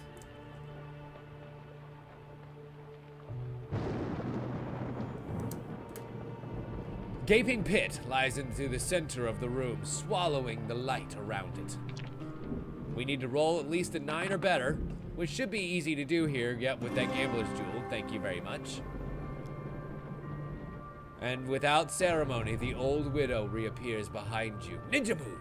Why, hello, my dearie. Did you get lost? With a wan smile, whatever. Hild hands you a bundle of dried flowers. She nods encouragingly and stands back to watch. As we throw them bitches right in the hole, baby. Throw your dirty, dumb flowers in the hole. I'm not your date. Into the Sarlacc pit. The brittle flowers float gently into the darkness. Nice! The ritual is complete. Hild pats your hand and thanks you for your time. You hear a scream of terror from somewhere above ground. Hild hides a small smile and states she must stay here a while to pray. Unnerved, we quickly retrace our steps out of the tomb. We find the source of the screaming, none other than the old gravedigger, Tomas. The Watcher! He's here! He babbles, pointing a shaking hand at a mound of ornate tombs. As we search in the pointed direction, we rush up the stairs to confront the threat. A hulking mass slides out from behind the mausoleum. This faceless creature towers toward you, its 3 dotted eyes shining brilliantly. I mean, we know who watches the Watcher, but who slays the Watcher? I kind of think we should fight the bitch. I'm thinking I'm gonna take my fine sword and shove it right into not 1, not 3, but 2 of its new eyes. We'll leave 1 behind to tell the tale to the other eyes, I'm sure, that are around the body. And now we've come to the problem in getting the gold token. I'm guessing that fighting the Watcher is both necessary to get the conspirators and also going to make me go over the fame threshold for staying inconspicuous. Am I right?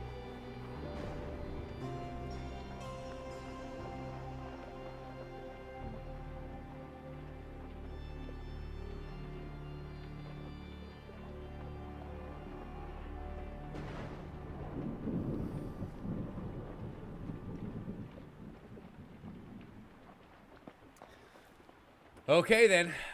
Well, I guess fight the Watcher it is. Let's do this thing. My weapon passes through its body as if it were made out of air. Crap baskets. We need to roll an 18. And Kolbjorn no longer helps me in gambits either. Oh, that's bad. We gotta roll perfect. Literally perfect in order to get anywhere close. Nope. All alone. And all alone, we fail. The creature slashes at you with long, shadowy limbs, cutting you to the bone. Ouch. Let's attempt to reason with it. We shout and ramble in all the tongues we know. Do we attempt to... Are we going to be able to communicate? I doubt it. Not with rolls like that. Motherfucker. Roll better. Whee! Oh, no! If only Kolbjorn was able to help. Shitballs. The Watcher screeches angrily in response. Its unholy screams assault you from all directions, leaving you dazed and disoriented. Lose 1 gold each time you are hit in combat. We can try to call for help.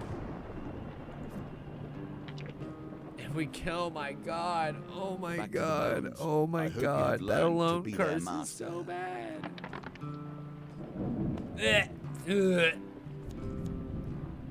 I'm sorry, I got sick a little bit there. Because that 7 was my first roll, Jesus. And that's no better. Absolutely 0% better. So all that's gonna be left for me to do is run away, right?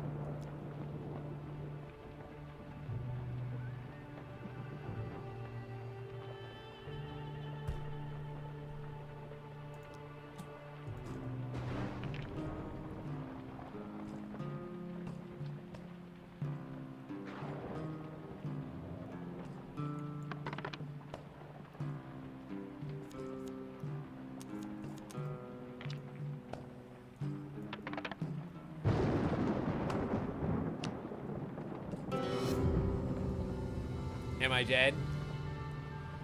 We slip on a loose pile, tumble into an open grave, and that's our death. Nope, that's just 10 pain. With a keening wail, the creature rears its head back and charges me in the grave. Without warning, we are enveloped in darkness. We drift numbly out of consciousness and awake groggily in a different part of the cemetery. Tomas has been taken and cannot be one of our conspirators anymore.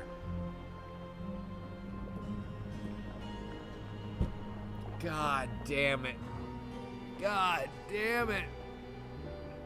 Oh my God, that's so shitty. Oh, that's so shitty.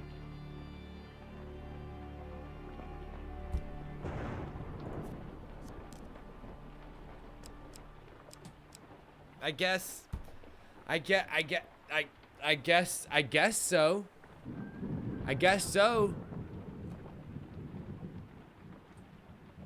I guess so, Toblerone. Hi, Queen. Oh, God damn it.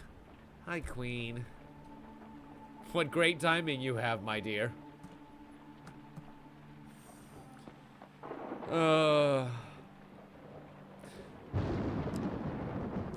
I think I'm going to wipe by trying to fail one of these combat encounters.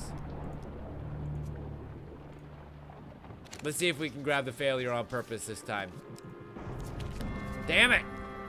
Even when I want to, I can't fuck it up. Let's just see what happens.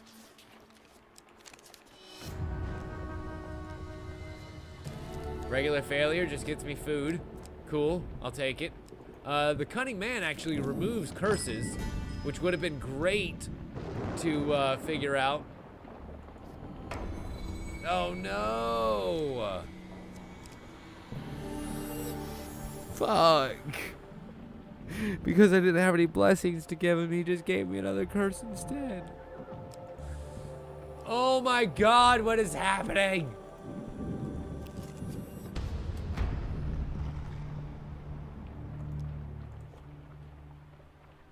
We're still very inconspicuous. Like, even with 14 fame, we haven't even gotten a 50-50 chance of getting seen by these patrols yet. So that does give me a pretty good chance, or a pretty good feeling for keeping this inconspicuous trait.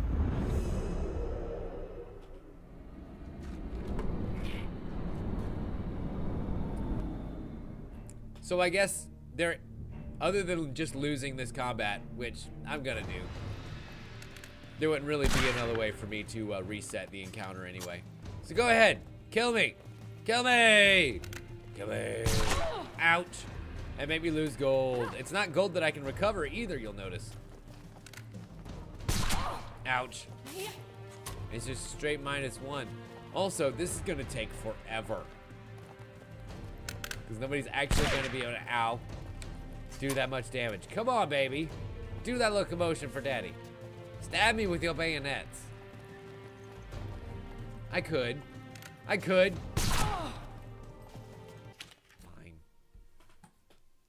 Nah, you just forfeit. I wanted to go down swinging like a real woman in combat. We don't forfeit around here. We die. That is the only way we leave this game. Death. He says as he succumbs to the wills of the chat. Surely and just I forfeits have trained anyway. you better than this. Focus.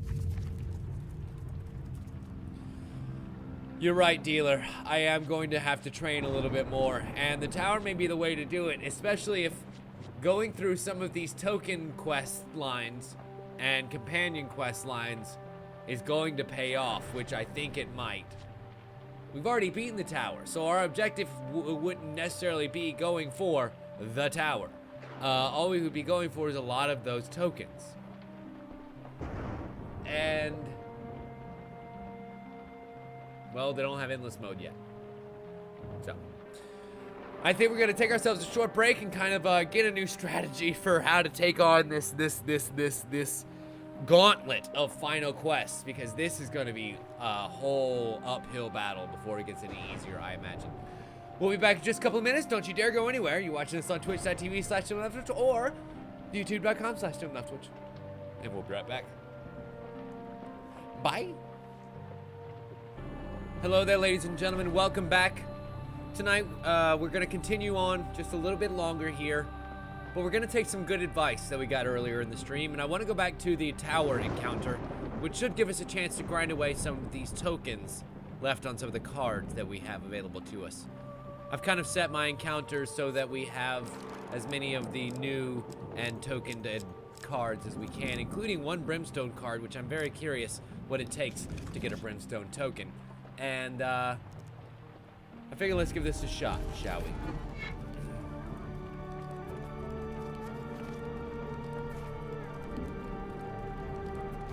Especially considering that we can reflip the map as many times as it takes to be able to get it right. We find the tower. We are not going to enter the tower as of yet, even though it says to get the food toll. Let's explore around the tower and see what we find first. The inn by the sea. You enter a tavern as a storm lights up the night sky. The bar is packed with fellow travelers seeking respite from the weather. As you make yourself comfortable in the relatively dry corner, a band of northern raiders kicks open the doors. Prepare ye souls for cleansing, godless heathens. Well, if it's northerners they want, we're gonna take out our sword and shield and kick some northern ass. You ready your weapon. And into battle with Malaclips we go. I went ahead and grabbed his quest too, because it seems like getting to the end of that might make some of these things about fighting a cure for the corruption make a bit more sense. And also may give us some good equipment. You never know. Give me that shield, Malaclips. I have a feeling that fighting these northerners, I'm gonna need all the protection that I can get. As Malaclips ambly teleports away. And straight over to me. Thanks, buddy. Just bring all the northerners back over my way, why don't you? Whatever, it's fine. We can kick ass anyway. As Malaclips keeps them at bay with some ranged attacks. Bam! And thanks to Malaclips' ability, I didn't actually lose my my special ability, my weapon ability, when I got hit there. I just got hit on the shield. And all was good in the world. You know, speaking of being behind on animes, I still need to catch up on Food Wars. I think I'm still back on like episode 3, some shit like that. The Northerners retreat into the storm. The innkeeper serves a round of drinks in your honor. Here, the old soldier left this with me before renouncing his adventuring for good. I want you to have it. For fame, the By the Harvest looks of it, Blade. this has been used Fantastic. well. Of course, The Reaping not well Strike enough causes to a keep it from powerful hit falling with into 300 your damage and gain hands. 1 food if the target is defeated. After combat, receive +1 food if you complete 3 finishes. And of course, bashing deals more damage with this weapon. Give us that food. Yummy, yummy. Food in my tummy. So, we get food gains and a weapon gains for defeating some Northerners in the Inn by the Sea. That's actually a really good blanket gain card. The unimpressed farmer is still unimpressed with my fame at the moment, so I think we shall leave his gains for the moment. And we encounter the band of goddamn thugs again. Of course it's the band of thugs. It's always the band of thugs. Fuck. Fine. We know we can take down an ogre, especially with Malaclipse's shield. Especially with Malaclipse's shield and his ability to deal some range damage and distract the ogre a little bit. This should be a little bit better of a fight. I'm not gonna say that it's gonna be a perfect fight, but it should be better of a fight than normal.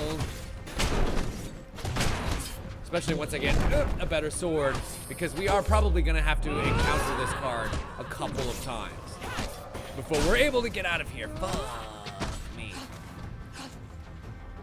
All right, Malaclips, I'm gonna stay near you for a minute so that you can recharge faster. Recharge faster, you son of a bitch. Give me that shield. Give me that shield. Excellent. I'm like the Witcher up in here. I'm not ready to go in and face the big ogre until I've got my what was it, Gwen shield? Shit. It's been so long since I played the Witcher. I forget what spells are anymore. Yep. Parry. Thrust. Good. And go. Yep. Up. Orc. I guess not orc. Ogre. I got the shield just as that weapon came down on my head. Oh, it was so worth it. Oh, God damn it. I can't wait until I get my new mouse. I ordered a brand new mouse, and it should actually get here tomorrow. And I'm very excited about that. Oh, Quinn. Quinn? Thank you, yes. Thank you, Noble. I actually thought of Quinn before I looked over and saw it on there. I knew it was close to Gwent, because it's Axie is the push spell, Ignis is the fire spell, Earden is the trap, Quinn is the shield, and there's one more. Right? There's 5, and I named 4. There's one more. Which one did I miss? Fire, push, trap, shield. What was the 5th Witcher spell? Oh yeah, that's right. Axie is the mind control and Ard was the push. Yep. A mage pokes his head out of the tent and notices the dead body. All right, we don't have time for this here. She throws a sack of something at me. That something is Odysseus' charm or the ring of food, both of which will be good for food gains here. I might have needed to change up my equipment after all, because most of this is still food-based. The ring of food allows me to discard any gain card and make it just +2 food. Instead, I think I'll take Odysseus' charm. Show your worth through action. Sweet, and now we can equip the Harvest Blade because we have enough fame. Fame! I wanna slave forever with my Harvest Blade. Oh, the Silver Deer. The Silver Deer is actually gonna start switching around some of my properties. I think I'm gonna leave it be for now because I'm good with my 40 gold. And we find the confused thief. A net sweeps you and Malaclips up in a tangle of elbows and awkward knee angles. A trap. A man in embarrassing green tights stroll towards you. Ho there, moneybags! He twists his mustache debonairly and trips over his own feet. You don't mind if I share the wealth with those less fortunate, do you? Crap baskets. Unless we convince him that we are somehow less fortunate. Fuck. In which case we would gain 40 gold. No, your pies, you fool. Give me your pies, you don't protest. The thief is clearly unhinged. And he takes all of my food. Crap baskets. He moves to release you from the net, but stops, chiding himself. He uncomfortably bids you farewell, leaving you alone to disentangle thyself. And we're beginning to starve. Has been but the end of many adventures. We have a chance to take our harvest blade into the new Borrow Burrow. And we chase them on foot until they dive in the burrow. You take a peek into their hiding hole and discover they have quite the cache of weapons in their lair. As we reach our arm into the hole, ooh, we see that archer's bane sword. Ooh, but that is a quick shuffle. That is a quick shuffle. Fuck you guys, that is a quick shuffle. We got 3 out of 4 chance to actually get a good weapon back, but ugh, that was a quick shuffle.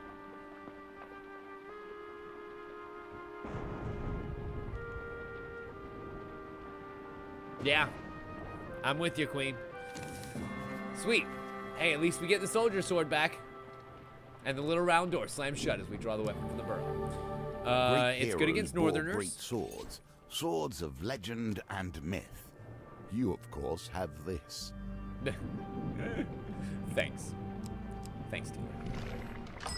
And here we find the general store where we can actually buy some goddamn food. Thank you very much, sir. Nummy nummies in my tummies. What could we have purchased? Really nothing, but here's a whole bunch of stuff. The Imperial Helm, which actually isn't as great as it looks. Plus 2 max life after every combat against thieves or corrupted. Well, that's not gonna happen a lot here.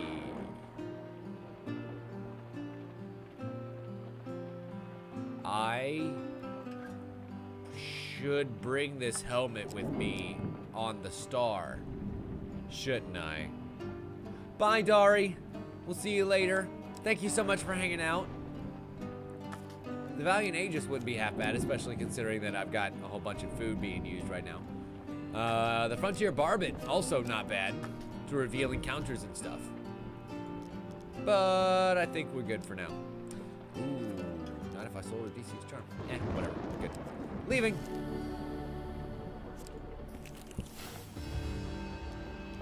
Sure. Take whatever I said and make it what you said. Okay. I have enough for the food toll now, but we did not get any of our token cards. So I think I'm gonna pay to explore some new lands. Shuffle that deck. Save time, you pay a passing caravan, a few coins of passage. And we step out into the unknown. The stolen ones, bingo, Malaclipse's card. We linger near a fort in the abandoned docks of the great city. Malaclipse sidles out of an alley and strokes his moustache. Well, coin slave, the Empire has stolen mage children hidden away in there. Now, I'm not fond of children, as you know. You recall when Malaclipse was asked to relinquish his last sweet roll to a crying child. He refused. But Ira won't give me the cure if we don't rescue them. He outlines the plan to you. It's worryingly brief. These forts are all interconnected, so even if we defeat one lot of guards, they're bound to call for reinforcements. We have to get an out, quick. Oh, I remember this particular detail. This is gonna be assy right here. So, right now, as of right now, we must defeat 2 monster cards within 60 seconds. And it's a captain and 6 guards. As we try and sneak our way in, that's going to become more and more difficult. Sweet. Hidden beneath the pile of refuse, we find a grate that leads, presumably, under the fort. Without considering your wishes, Malaclipse wedges the gate open and descends into the gloom, and we follow suit, as we don't quite trust him on his own. The rough stone walls of the narrow passageway grate against your skin as you feel your way through the sewers. You stumble blindly into Malaclipse and clumsily plunge into the water. Splash! The commotion rouses a group of corrupted creatures taking refuge in the sewers. They don't take kindly to your intrusions. And we get to go ahead and take care of them now, as opposed to dealing with them later on with the captains and underneath the time constraints.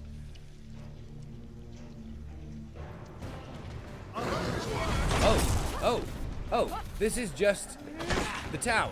This is just the tower. That's gonna keep trying to do the area poison attack, because I'm just gonna sit here and, damn it. I'm just gonna sit here and smashy, dodge. Smashy, dodge. Oh God, really? His timing on that could not be assy, could it?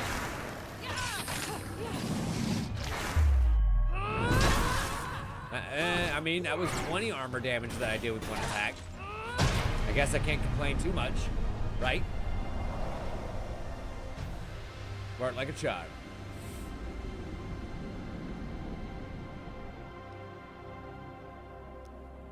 The final monstrosity falls, gurgling. Malaclypse gazes at the bodies with a troubled look on his face. This one is wearing a necklace. Looks like a family heirloom. The bard, usually fond of looting and stealing, doesn't allow you to touch the necklace. You peer up at the access tunnel. We have to find out, but it's set too high up in the wall. We won't be able to go back that way. Come on, huge success. Following it. Oh my God. Please. Nope. Huge failure. We trip on a damp chair and fall into a pile of loose barrels. The noise clatters loudly through the sewers. Is somebody living here? Immediately, a shout comes from above. The rats are back again! Is somebody living here? Is that what our huge success would give us? An ally, maybe? What's that? Another soldier yells. I said I think those giant rats are in the sewer again. Bring more soldiers so we can deal with the giant people-sized rats that are crawling through the sewers. He allows us to go first. We leave the moisture and murk of the sewers behind us. We find the cellar. There are wine caskets, jars of picked vegetables, and a sizable iron cage wreathed in pulsing light. Within the cage, we find the missing maid's children huddled, unsure of my intentions. By Freda's skirts, it burns! The cage's gate lock is magical. It doesn't burn us, though, and we attempt to pick the lock with a high precision check. Oh boy. Oh boy! God damn it! That's a huge failure. Change too. That's a huge failure. The lockpick slips from my fingers and clatters onto the cage floor. Oh no. We freeze in place and wait for the steps to get louder and louder as a servant boy comes down the stairs. He stops dead in his tracks. He takes one look at you, picking the lock. The terrified children in the cage, Malaclypse laden with stolen cheese, and before backing away in fear and running up the stairs. He alerts the guards. We attempt to pick the lock again. Well, guess I should have waited till they were swinging in tandem, huh? Wait for it. Wait for it. I don't think they're ever going to be swinging in tandem. Ah! Huge success. With a click, the lock pops open and clatters to the floor. Shaking, one of the other children pipes up, "Excuse me?" Malaclypse crosses his arm in lack of applause. The girl continues, eyes wide in fear. "I can enchant the scouts with a spell of befuddlement." Malaclypse nods. "That would buy us some time." And now we have 90 seconds to defeat all 4 of them. "Your mother and I are gonna go kill the bad men now," Malaclypse says, as he awkwardly pats one on the head. "You stay here, unless we die, in which case, you know, you're on your own." The children nod, numb with terror. You seek the stairs and survey the scene before you. The soldiers mill around in the courtyard. Ooh, if we let him do his blood magic, it could teleport a few soldiers far away from here. I think we're gonna let him do it. It cost me 15 life, which is enough to potentially get rid of one of these major cards. God, please let it be the captain.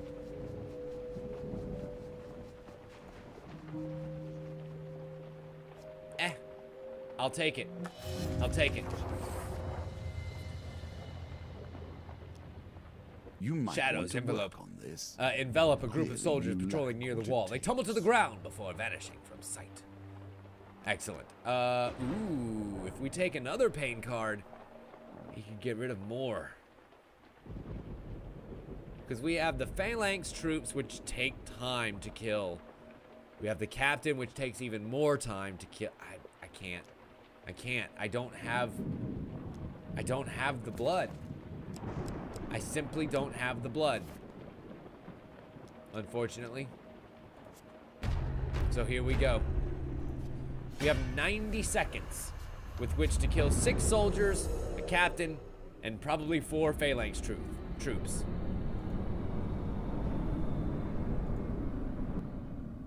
Oh boy. All right, Malik. Oh my God, that's so many. That is so many dudes. And the worst part is, you know these bitches are gonna use their shields so goddamn much. And then you got the captain. And then you got the captain, you know? I'm gonna sit here dealing with these twats for at least 30 seconds. At least. And then you got that goddamn captain. Malaclips is down. That's great.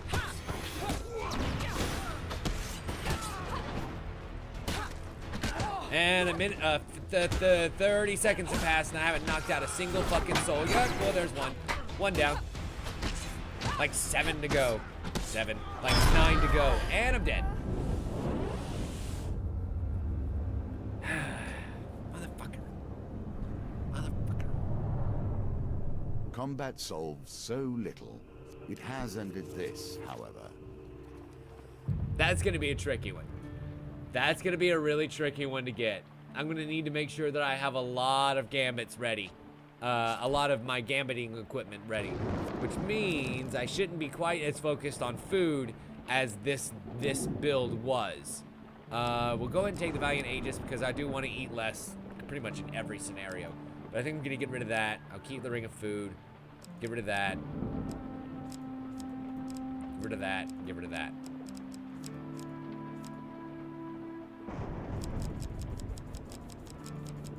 Yeah, Avishar, I think you're absolutely right. So I'm gonna get my Imperial Armor, which is gonna make the deck shuffle less in those card shuffling gambits, which there were a lot of them.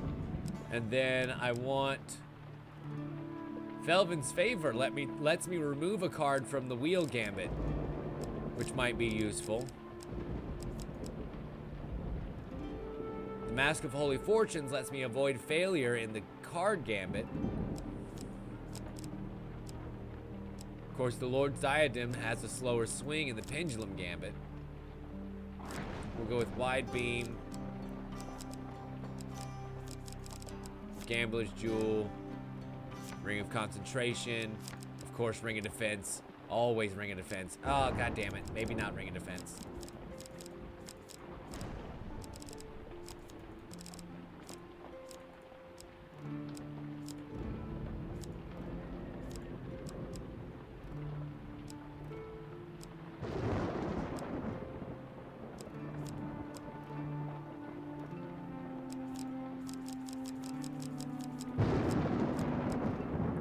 You say to bring Tiger's Eye. Yeah, you're not wrong. Reducing that pain wouldn't be bad. I think I'll get rid of that.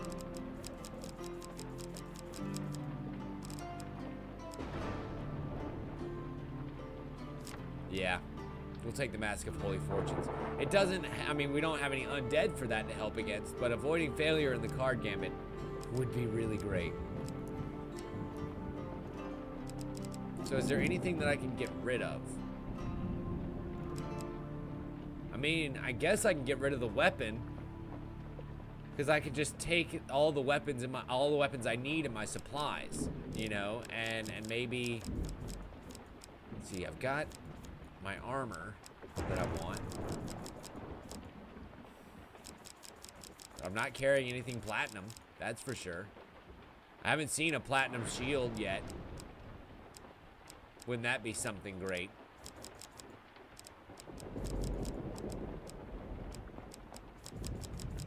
And I don't know that any of my weapons necessarily help with gambits. I think they're all combat based. Oh really? At this point there are no platinum shields. Huh. How about that? Yeah, the jousting armor and the battered helmet both have tokens that require me to go back to the strength mission. Interestingly enough, the going back to the strength mission with the jousting armor makes the mission completely different. So that may actually be worth doing next time we play this game. Probably this weekend, honestly. I've got a lot of time to spare this weekend, with it being New Year's and all. Oh shit, Grifter's Companion for sure. Definitely Grifter's Companion. Oh, really, Avishar? You know what? I kind of forgot that blacksmith was a thing. That the blacksmith encounter was a thing. That I could just take the card. Oh my god. You're right. You're absolutely right, Avishar.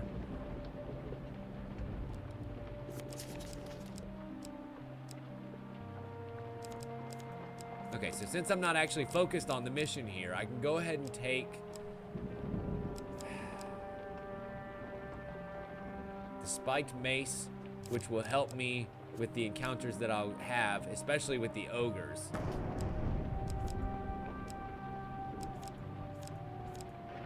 And then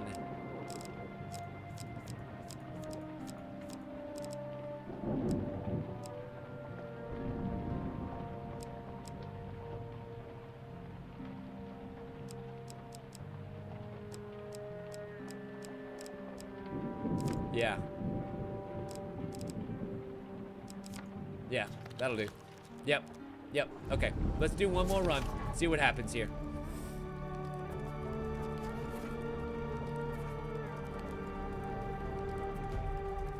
But, Noble, actually, I don't know that without taking the blacksmith encounter and the strength encounter, you would be able to upgrade that helmet if you also took the jousting armor. Because, well, like I said, it kind of changes the mission a little bit. So, I don't know. Anyway, we request to enter the tower. We're going to get told that we need 20 food, and we're going to start our exploration here. The Borrow Burrow. I do not... Fuck! No! No! Not my mace! I need my mace! No! Reset. Reset. Instant reset. That is instant reset. Fuck! I gotta get rid of that card. That's a terrible card. What was I thinking? What on earth was I thinking by still having that card in my deck?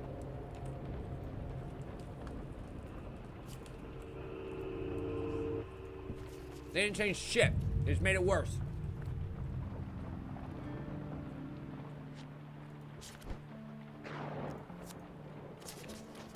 Barbaro, you suck. I guess let's find out what Mystical Island is for. Sure, why not, right?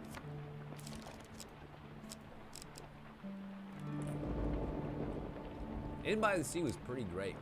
Fairbring has a token. We don't know what it does yet.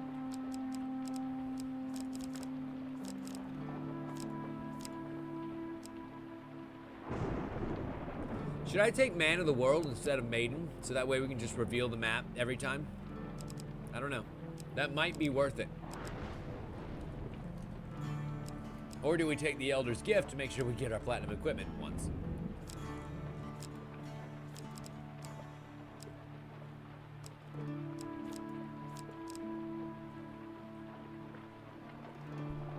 Or do we take St. Talia's Day and potentially get a whole buttload of blessings? Especially if we're going to keep encountering them over and over again. Nah. I feel like the Maiden's still good enough because even if we don't have enough money necessarily to be able to pay the toll to reset the map, we can just find the Maiden, get money from her, and be good to go, right? Right. I hope.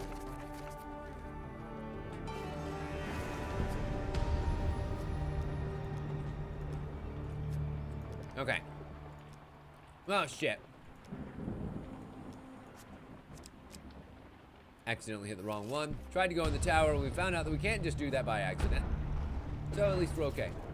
We ready our weapon. The spiked mace probably isn't going to help us as much as we want it to, but the fine sword certainly will. And let's do this thing.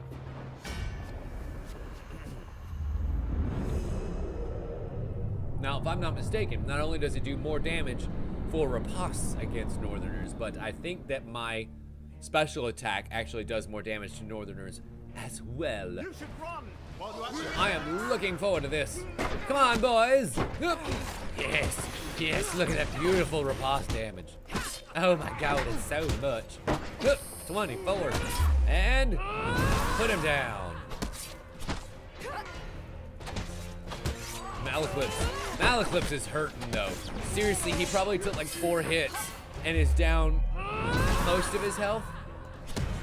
Oh, it stuns Northerners. That's what it does. It does more damage and also stuns them if it doesn't kill them.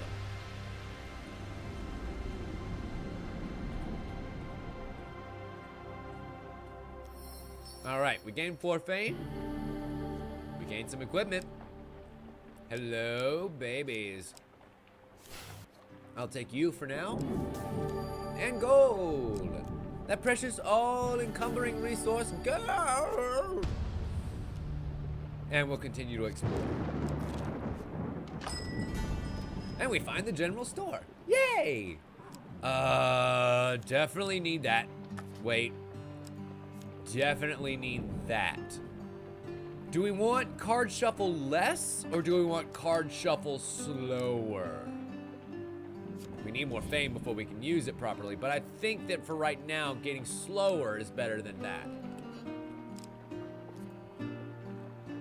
Okay. I can still get the bullseye ring, which will be really great for the pendulum swing that's coming up later on. Or I can get the Mask of Holy Fortunes, which also helps out with the card gambits. Get a little bit more synergy going on here. Fame required 12. But we'll get a lot of fame coming through here. Okay, cool. We're good. Let's roll. Band of thugs. Crab baskets. And that's the worst one. Well, let's go ahead and switch over to the spiked mace. And I feel like we'll be able to see just how well this mace deals with the ogre's thick, hidey flesh. I would feel like a fine sword would be able to slice through it way easier than a bashing club would, but hey, that's a very big and impressive club if I do say so myself, my lady. Alright, let's go ahead and have the wizard cast his stupid fucking area of effect spell. Ow! And I'm gonna push him out of the way of them with my big and heavy hammer. The big and heavy hammer. Oh boy! Okay, so it's a mace, not a hammer. So sue me. And I'm caught. Oh no, I'm caught in his wizardly wiles. That's bad. That's really bad, especially without the protection of Malaclips. I was caught without my magic shield of Malaclips. Oh, that was bad. Beautiful. No, I just magicianed. Uh-oh. Uh-oh. Can't parry the ogre that way, can I? Fuck. Dude, that's not fair. You can't reset your attack mid-stride. That's bullshit. And I do 25 damage per hit. That's okay. All right. That's how you deal with a big, thick, meaty hide like that. Eh? Yeah. Wow. It's funny. The sound effects on that are pretty satisfying as well. It sounds like you're just smacking that hammer into warm spaghetti. Oh, Malaclips, you can't take much more damage, can you? But I really wish that you would stay alive long enough. Oh, fuck me. To get me another shield. Really need a shield. Oh, God. Okay, wait for the green hit. There it is. And here comes the second. And boom. Excellent. And big final hit. Second to final hit. We were close. We were really close. And we did it. Oh my God. The odds were stacked against us, but even through huge failure, we can still find success. And now the Ring of Concentration is able to be equipped. Beautiful. Would have been really helpful that fucking 5 minutes ago. At once, everyone dives back into the tent. And we get the most spoils from winning that way. So that's the good news. Oh. Excuse me. I need new pants. That's better defense, adds max life when I have a one-handed weapon equipped, and chance card shuffle 1 less. Sweet! More gold. A little bit of healing. Everybody loves a little bit of healing. And, yeah. Feeling a bit better about my situation. Fine sword it is. The Imperial armor is going to give me some extra health. And, yeah. Camp for cooking food. Camp for cooking food. Camp for cooking food. Camp for cooking food. And now with 4 food remaining, I think I'm gonna game the system a little bit to gain some food back. Thank you. And with 40 out of 120, I feel a little bit safer about moving on. Oh no, the unimpressed farmer's still not gonna be impressed enough with us to give us more food. We need like 30 or maybe even 40 fame before he's impressed with us. Infamous. We pass through a village, just another adventurer. The villagers nod kindly to us as we pass. And another infamous card, son of a bitch. Ooh, the confused thief again. We have insufficient gold, so we're too poor to be robbed by Robin Hood. That is what we're discovering here. We don't want to approach the deer because I'm already short on most everything anyway. So fuck it. Let's roll them beautiful bean footage. To save time, we pay the passing caravan 25 gold. We only have 10, so he's getting a little shortchanged, and we're moving on. Yay, the maiden! Please give me food, maiden, I'm so starving. 3. Number 3. Jesus, she's a little stingy this time around, huh? And we are still just as infamous as we were before, so we get to pass I would hope unscathed. you know better than to keep counsel with the Fae. fairy ring. Those deals never work In well the depth for your of the kind. forest, you find a young woman crying, her child tugging at her skirt. She tells you that her eldest has disappeared after her warning about the fairy ring. You notice a circle of toadstools in the meadow nearby, and we offer to find her child. Crap.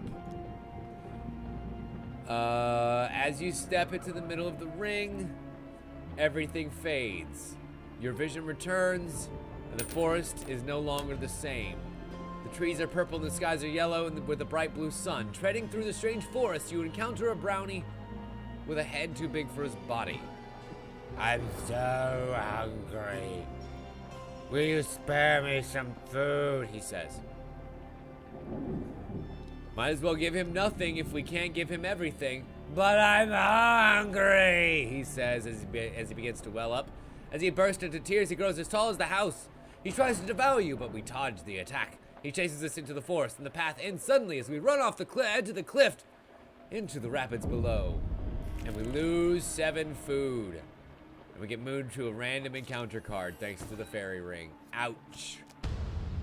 So you're saying that I need a blessing and I need at least 15 food in order to be able to get that card. I don't know that we actually packed any blessings with us. Now that I think about it. Ah, damn.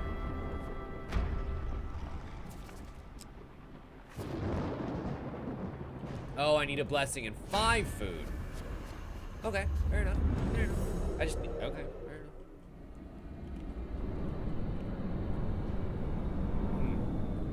Interesting. Interesting to note, Avashar.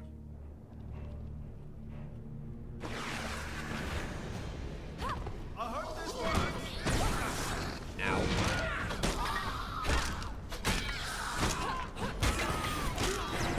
I both hate and love that the skeletons just automatically have the ability to revive themselves, but I also really appreciate the fact that they got rid of the base skeleton having a shield. That was so fucking annoying in the previous game. So I will grant them the ability to just, you know, regenerate whenever the fuck they want to. 50% chance, I think. In exchange for not having a goddamn shield. shield characters are so annoying in this game. I'm actually really glad that they kind of relegated them to only a few races. Which, if I'm not mistaken, I actually remember seeing something about the devs talking about in the next big, well, the first big expansion, I should say. The dealer's one is only a minor DLC, we'll call it. But in the first big one, they are actually going to introduce like a new class of enemy, if I'm not mistaken. So it's just a stack of something at us. Nice little health tonic to heal up. Nice. But no material gains. Enough fame to be able to wear this mask, though. Nice-oo. And we gained 4 fame. And I gained 20 gold. Can you reach the end of this challenge before you starve to death? Time will And we tell. reach our brimstone token. According to local rumor, the necromancer has taken Hull's town dead deep into the haunted bogs. You must traverse the disorienting marshes, open the cursed door, and then nobody knows what waits beyond that accursed door. You traverse the disorienting marshes, and we find a rotating wheel. Then we have a nudge. We have the nudge. So if I can just get fucking close. Oh God, if I could just get close. No, no, no, no, no, no, no, no, wait. Wait. If I refuse, I should still get the ability to nudge, correct? If I refuse Malaclips, I should still get the chance to nudge the wheel. Okay. So we continue. Grifter's Companion. Nudge it left. Yeah, baby! We squeeze past the fallen swamp cypress and come face to face with a small stone door blocking the way into a cave. The door has no handle. Carved into the surface is a pair of stone hands cupped like a beggar. The palms are stained with dried blood. We have 135 health, so let's draw a pain card. We let the blood drip down for 15 health. Something clicks, and the stone door grinds open. Steps lead down into a flooded cave lit by smoking lanterns, and we descend the slick stone stairs until we are standing knee-deep in chilly water. The air is thick with the stench of death. Nothing to do here but press on. We wade silently through the dark water. Severed limbs in various states of decay bob on the surface, and the corridor ahead of you is blocked by a dangling spike trap. Cruel and jagged, it sways gently overhead, threatening to tumble down at the slightest provocation. Well, I mean, I'm still doing pretty good health-wise. Or do I risk letting Malaclips go through and probably knocking him out? Like, if I ever let Malaclips do a thing, he's not gonna survive the thing. I can almost guarantee it, both because of his uselessness and also because of the way this game works.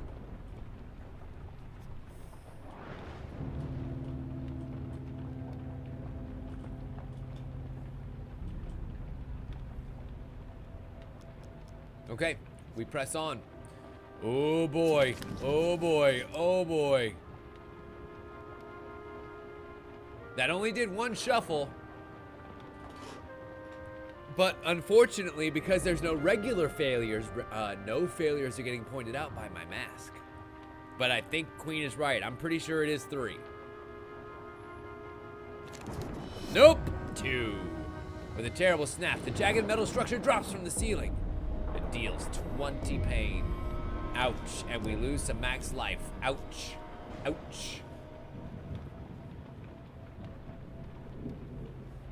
And we press on.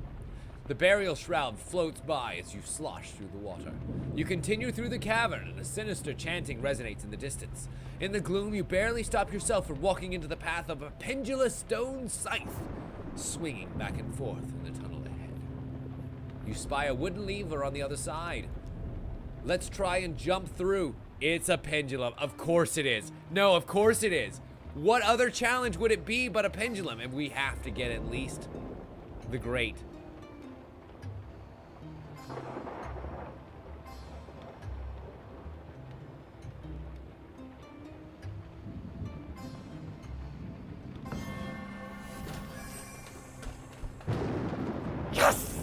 Oh my god. I was like Oedipus. I watched for all of the axes to be lined up, and I fucking nailed it. Like dead center. Nailed it. Go back, watch the replay for that shit. I nailed that challenge. The stone blade barely misses your body as you roll underneath. Odysseus. I said Oedipus. Odysseus. That's the one that I meant. The other Greek guy. The other famous Greek guy that begins with O. You wipe a cold sweat from your brow and pull the lever. The blade creaks noisily to a halt. The smell of death fills your nostrils and brings tears to your eyes. The chanting gets louder and louder as you step into a large chamber and come face to face with a macabre tableau. Corpses rise from a deep, wide pit as the necromancer, his robe soaked with blood, manipulates them with dark magic, tearing flesh from bone. The chanting reverberates loudly through the cavern, its source unknown. Oh, a visitor! The chanting stops abruptly and the rising bodies tumble back into the pit. Hello there! The necromancer wipes his bloody hands on the cloth, taking umbrage at your horrified stare. Oh no! This isn't what it looks like.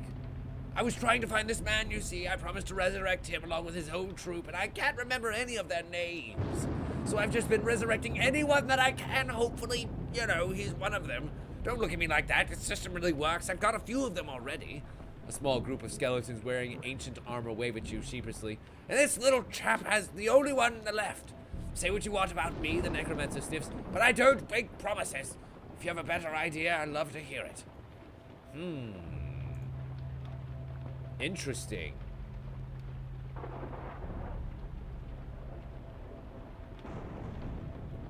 So, it looks like we have a bone to pick with the skeletons. And we're gonna try and figure out how we can get...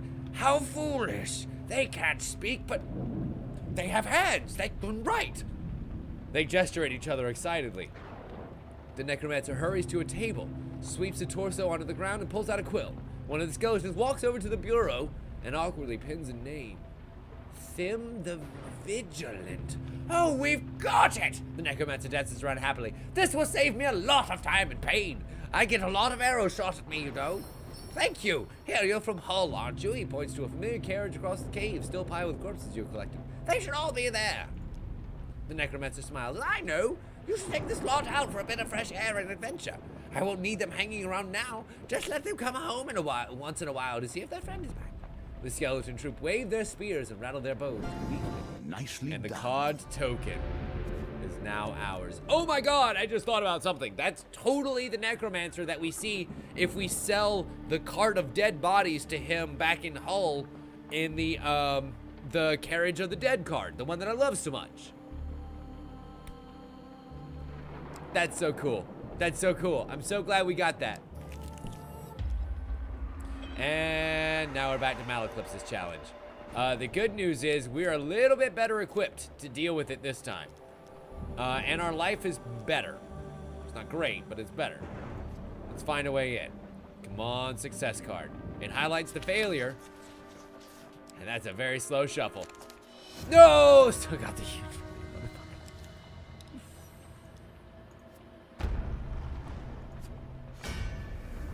I can't believe I still got the huge failure.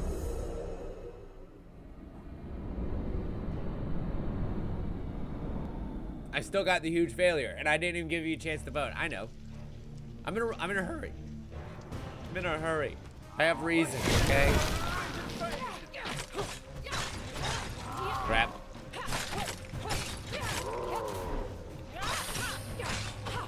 The good news, dealing with the corrupted fucking armor-plated bastard like this, super simple these days. Because then he goes in for the kill, so do we.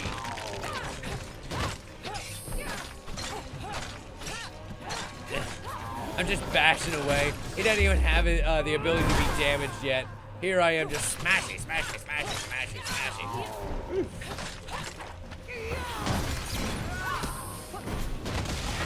Finish him.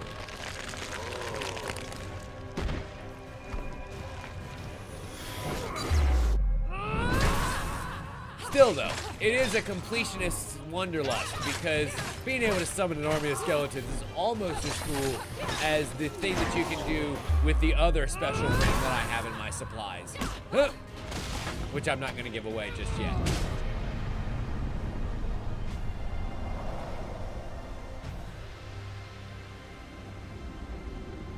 I imagine that that'll be really fun to dick around with come time for endless mode, where you can just have all the things.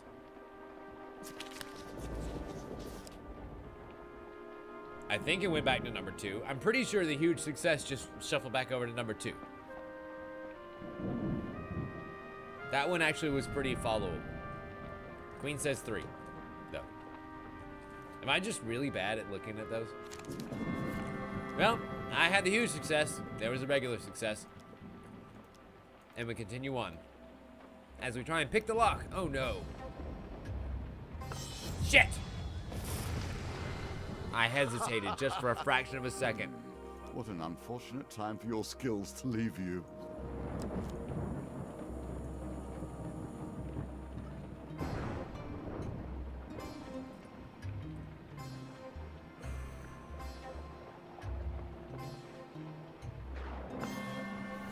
Yes! If I focus, you have done well. if I believe in the tilt of the whirl, I can get that every time.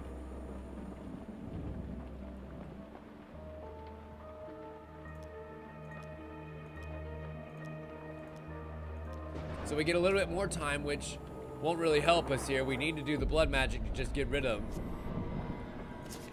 Especially with our grifter's ring. That'll help a ton.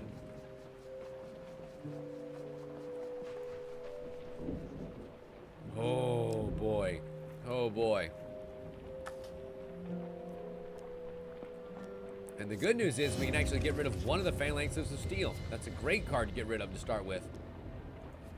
I would much rather have 90 seconds to deal with a couple of groups of soldiers instead. We'll do it again. 15 that time.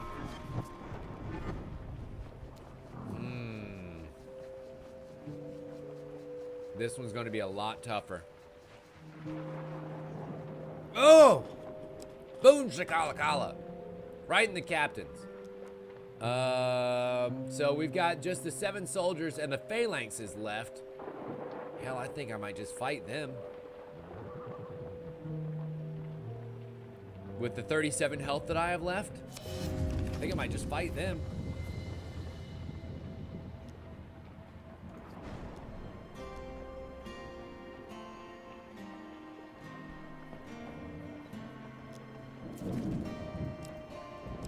Especially with my handy dandy spiked mace. Yeah. Yeah. That does a stunning empire strike and does full damage to enemies regardless of defense. Really? Okay. We'll try it again, but that's gonna be a really hard wheel roll. Even with the ability to nudge the wheel. Oh my god.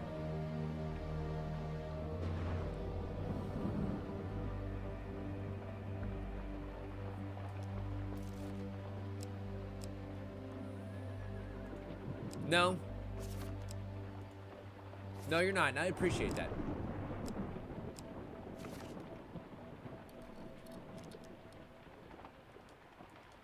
I really want to get rid of those phalanxes. Hell, just 7 soldiers I would say I'd be able to get.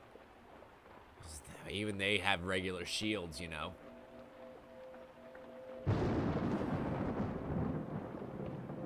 But if I fail, it's just wasted blood.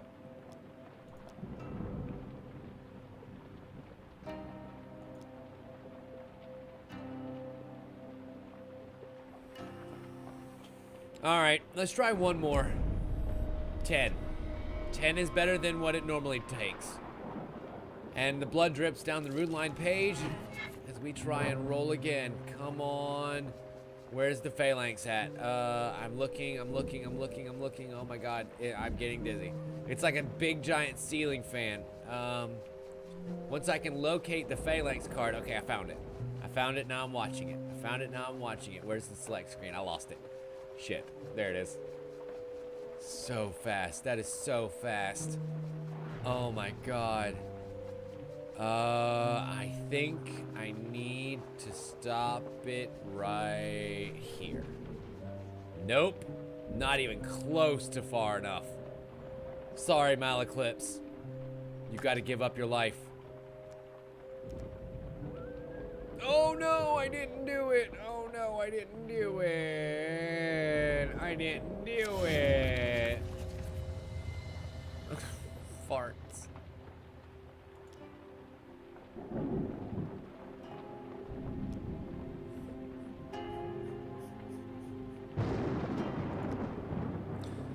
All right.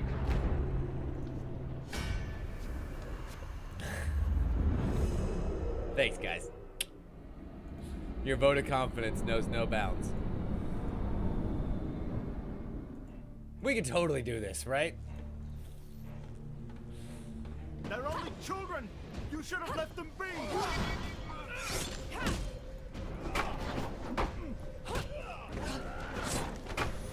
Oh my god. Oh my god. Oh, yep. This was a bad choice. This is a very bad choice. Okay, well, that's actually one down relatively quickly. And the stun. Maybe. God, maybe, but not with how low health I have. Jesus. Maybe if I can keep doing those weapon abilities.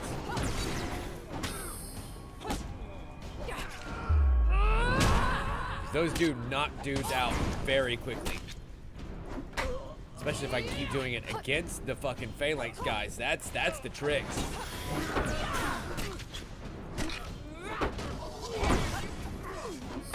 God, I'm so glad I got that off in time.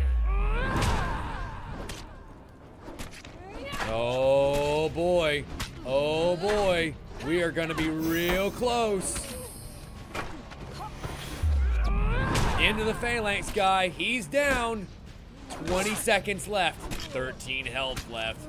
Watch yourself, babe. One more. Yeah! That's what I'm talking about. What? That fucking mace, dude. That mace in the face saved my ass there. Not bad, all told, Malaclips states anticlimactically. I'll go fetch our little bundles of joy, shall I? The bard comes striding out up the stairs, plucking his loot, and the frightened mage children follow The children behind. are safe. They will be the mages of tomorrow. Excellent. Now onward, children. Malaclips covertly leads the children to a covered barge by the docks. Onward to your new home in the Madmen of Forstford. The children glance at you in alarm as they meekly duck into the boat, and we gain 4 fame. Yay! Hi, Carl. Welcome. Glad you could join us.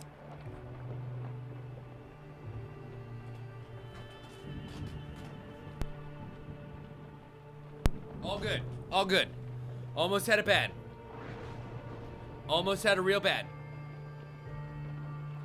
Woo! Put those away. I was like, there's no way I'm gonna die right here on live stream. That's not gonna happen. That's not gonna happen.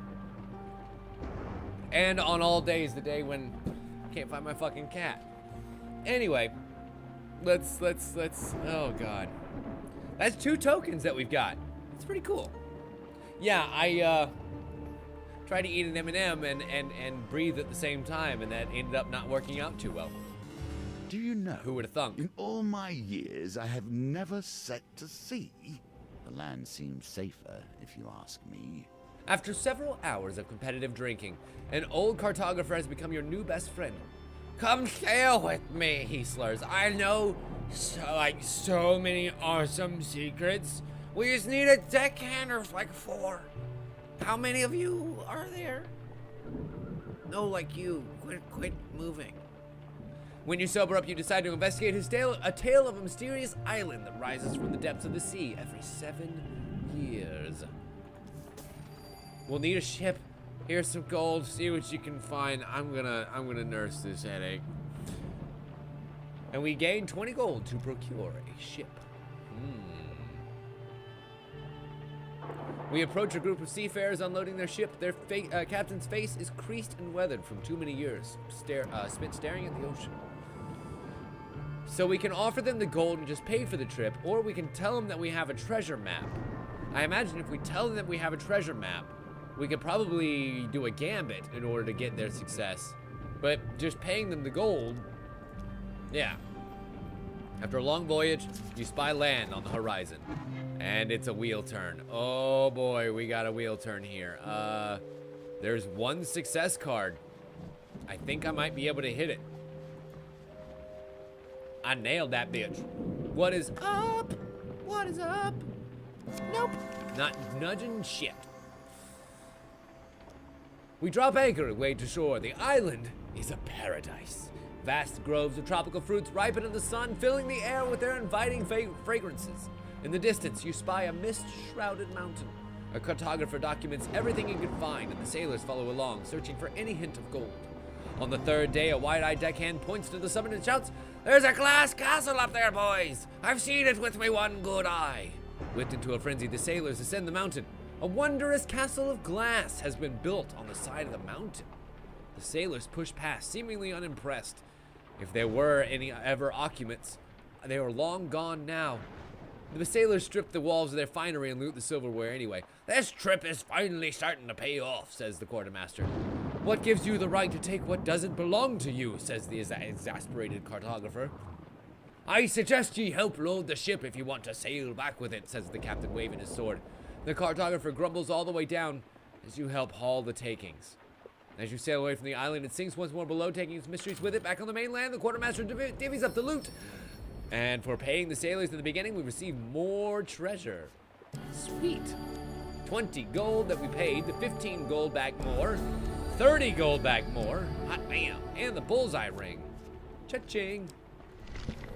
Oh, and we're starting to starve. Oh, that's bad. Oh, we're rich, but we're starving rich. Throw the bones. Crap. That is terrible bones. Throw the bones. Really? Bag of hammers.